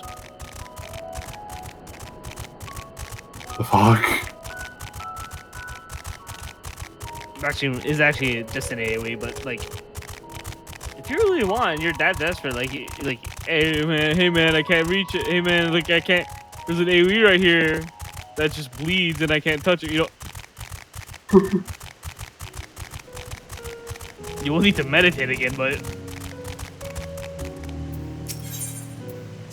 better than doing nothing, right? Embodying the ABCs.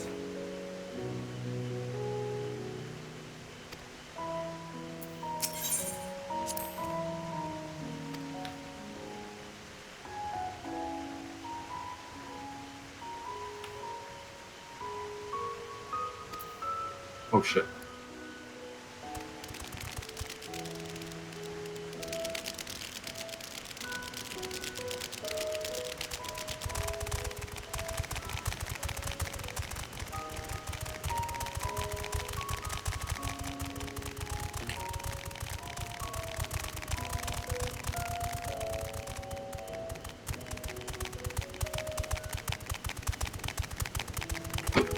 Oh yeah. Alright, here. Finally hit level 86, so I finally get some more abilities.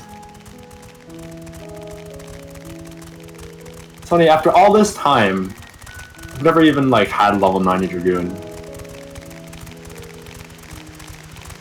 I also did change my my ranged LBs.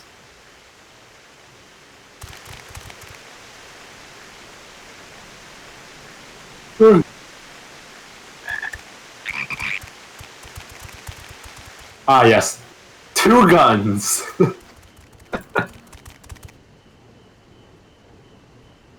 I trust you will find your compensation to be more than satisfactory. We wish to make clear that we are pleased with the efficiency and thoroughness of your work. No, I'll be quite a bit on Dragoon though. So much so that we have come bearing new tasks in need of your competent hand.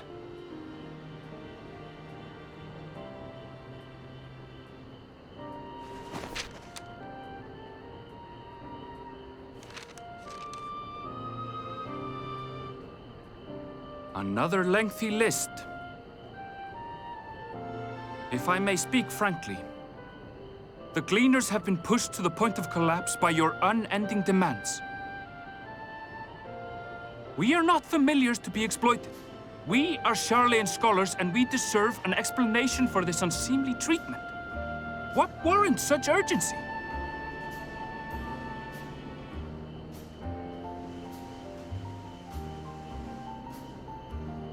In an age long past, Sharlayan was charged with a momentous duty.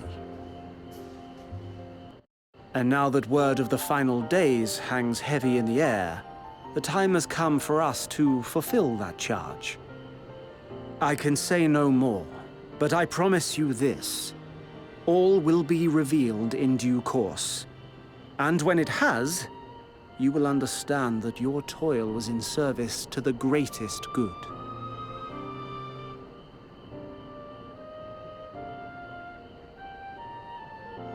Then I will do your bidding. For now. But unless you wish the Gleaners to rise up in protest, I advise you to offer tangible improvements for our working conditions. Your promised revelation does nothing to address present circumstances. A fair point. Your concerns will be conveyed to the Forum.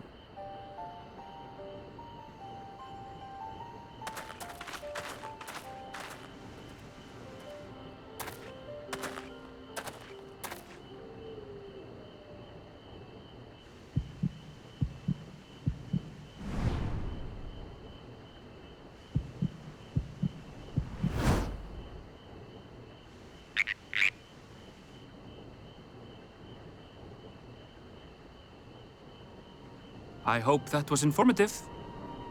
You may consider my debt to you repaid in full. While I do have my reservations about the Forum, I want to believe that they have our best interests at heart. Which is why I'm reassured that you're busy sniffing out the truth of things. We can ill afford to place all our eggs in one basket, this master plan of theirs, without first understanding the risks involved.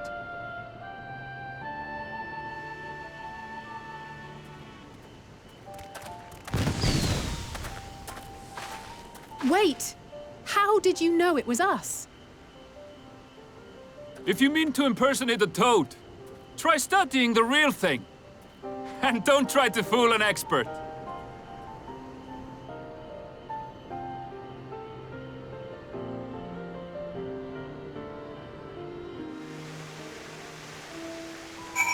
Page LB3 like 20 times today because I was doing reclears. Sure was blinding.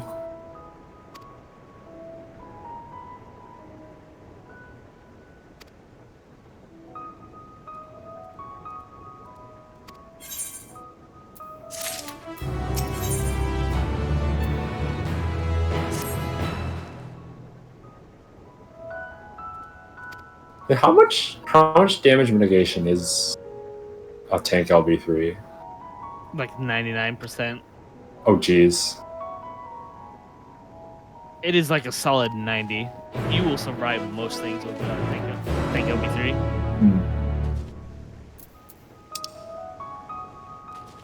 Oh yeah, here. The fucking striking dummy just targeted me.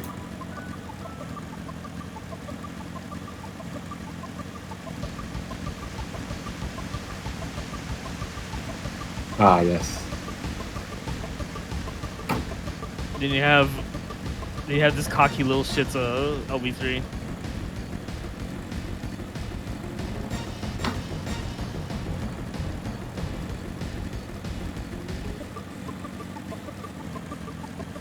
All those projections made by those Noliths.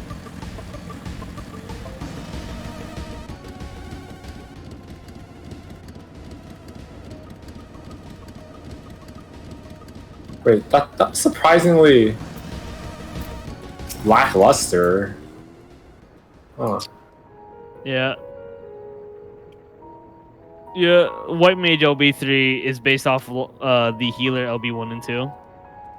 It really shows. I've never.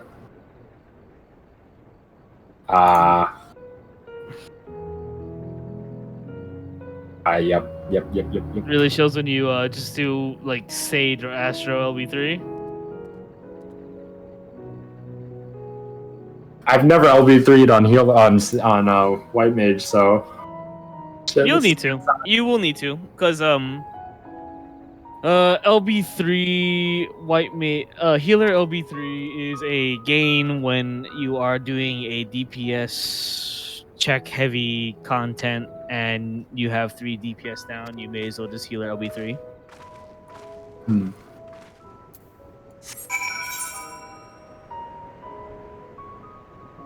Yeah, I don't think I've ever had a healer LB3 that worked out.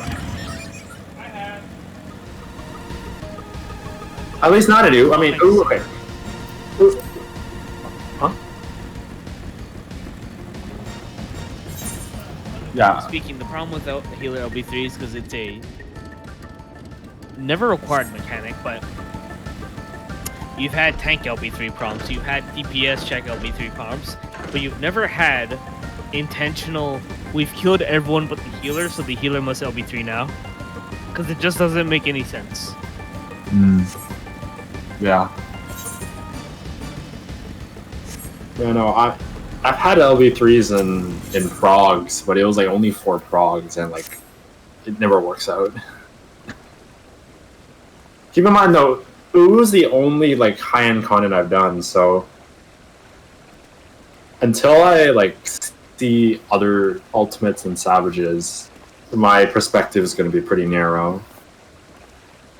That's the thing, just that's how it's going to be. You're not going to see much reason to use a healer LB3 in actual like set content, because the idea is that nobody dies. Hold on, let me close the door. But it's great emergency tool.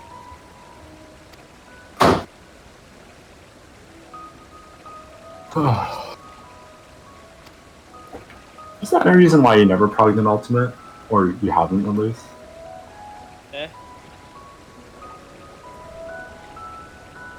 What was that? Oh, is that a reason why you haven't progged an ultimate? Or have you? I'm progging Patarian, which is basically just 4-man ultimates. 4-man savages, rather. It's currently one of the current hardest on content stuff. Very obvious reason.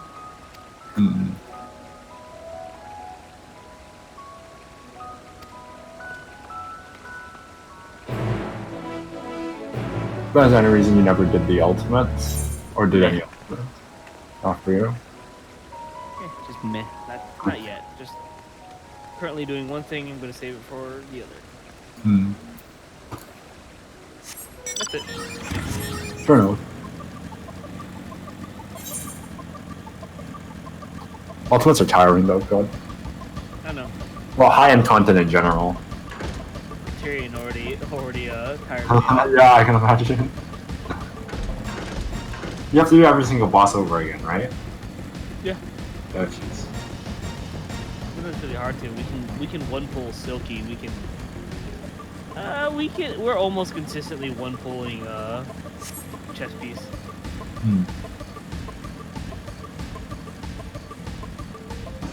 Now Zombie, however, he's funny. It's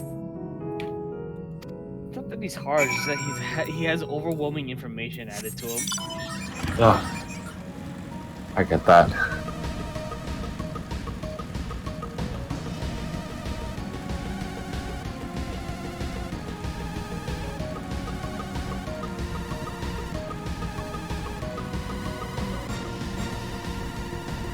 I feel like the biggest thing that comes up is just fatigue. Pretty much, yeah. I've had so many progs where everybody gets so tired that we just start messing up easy things. Oh, I was still willing to go, but everyone was like getting tired. Yeah, I mean it's unfortunate you had to leave for the Ifrit prog today. Yeah, I had to. I had no choice. Yeah, because that was a really solid. That group was solid. It was. I had to go to a birthday. It was family related too. Oh, okay. If I said no, I'm doing this, it's like, oh, Mom, I'm talking ultimates. Leave me alone. That'd be kind of rude. So I had no choice.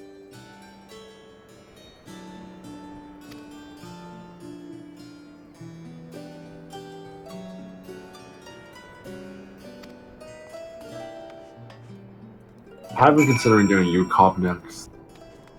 Initially, I guess we were going to do it, but I guess because of scheduling issues, we couldn't.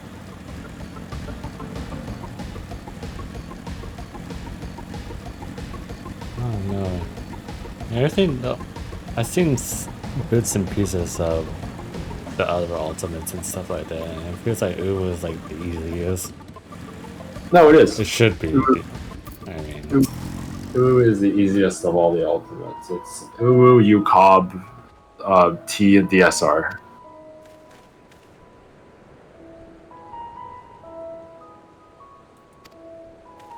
But from my understanding, though, Uwu is like very gimmicky. Like jails is very like that's not something you see in like UCOB, where everything's just very fast. You know, dodge shit and then do the mechanics right, and you're good. Yeah.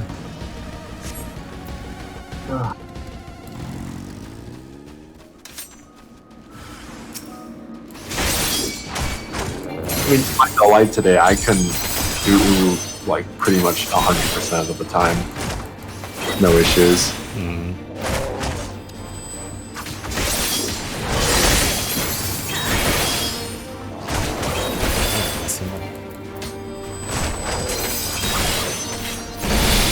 I still don't think I'm very good at the game though.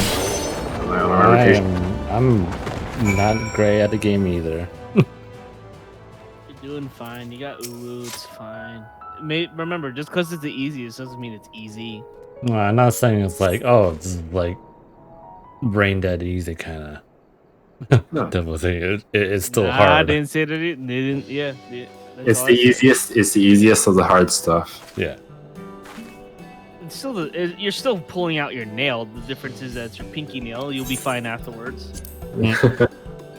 But the fact you still ripped out your nail. Like, I can say that I got Garuda down for sure. Ifrit is still a tiny bit iffy for me, but I got most of it. Titan, I haven't even seen. Titan.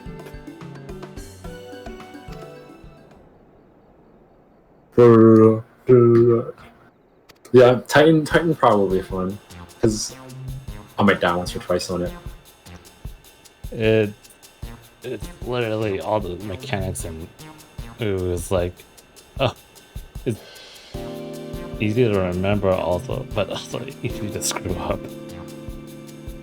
It really just comes down to understanding the pace at which you have to resolve mechanics in harder, because when you do like easier dungeons and like story dungeons, it gives you time, right? Right. Like it's never like within a second or so. But, like with nails like on Ifrit, nails are almost always dying within a couple of seconds of Ifrit disappearing, or like cleanses being super tight on timing if the healers don't heal or if the first cleanse doesn't go through.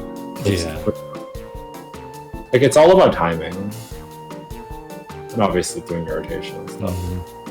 I will say though, in terms of hard content, Eldest has noticed apparently, and like this will probably continue on into a new tradition, but Criterion is extremely heavily focused on making sure your team has mitigations at the right time. Yes. This will be a first for most of you to hear. Criterion actively involves even like actual like, you know how you don't really think of the mitigation, you just think get a mitigation here, right? There's actually preferences to what mitigation is used where and when, because Tactician is the longest lasting general purpose mitigation of any DPS. The problem is that it also has the longest recast timer. Because a Tactician is a 90-second recast, but it lasts for a good 15 seconds. That is a chunk. A lot of damage from it. Feint, however, slightly better and also deals with magic damage, but lasts 10 seconds. Has the same recast timer of 90. So there's actual moments like they're both gonna come back at 90 anyways. However, because of certain mechanics put side by side, it is actually preferential to save Tactician for certain moments just to overlap on mitigation checks.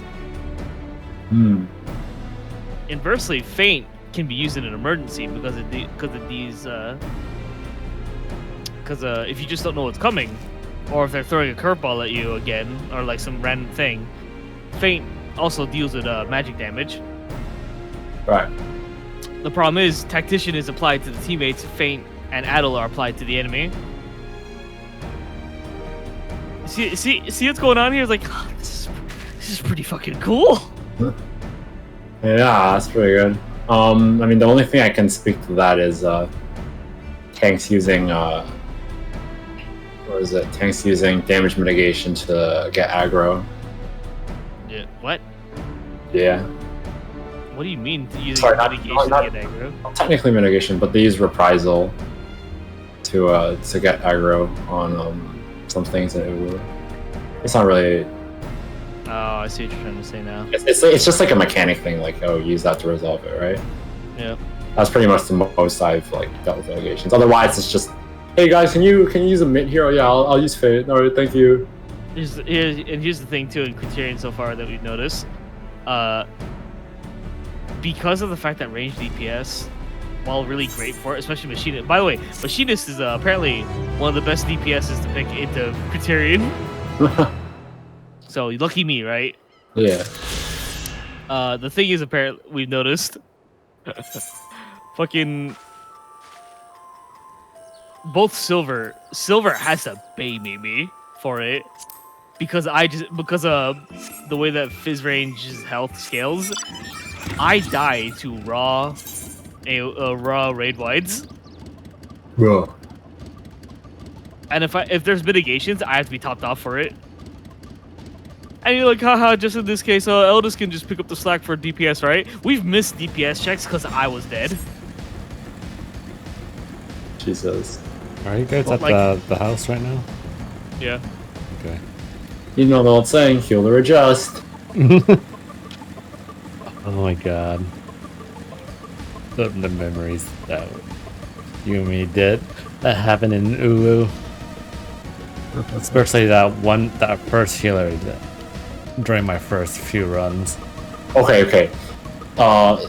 There was this healer in our very first prog, okay, when I was still teaching uni. He kept on giving us false information, like, oh yeah, you can mid this tank buster, by the way. Or not really tank buster, but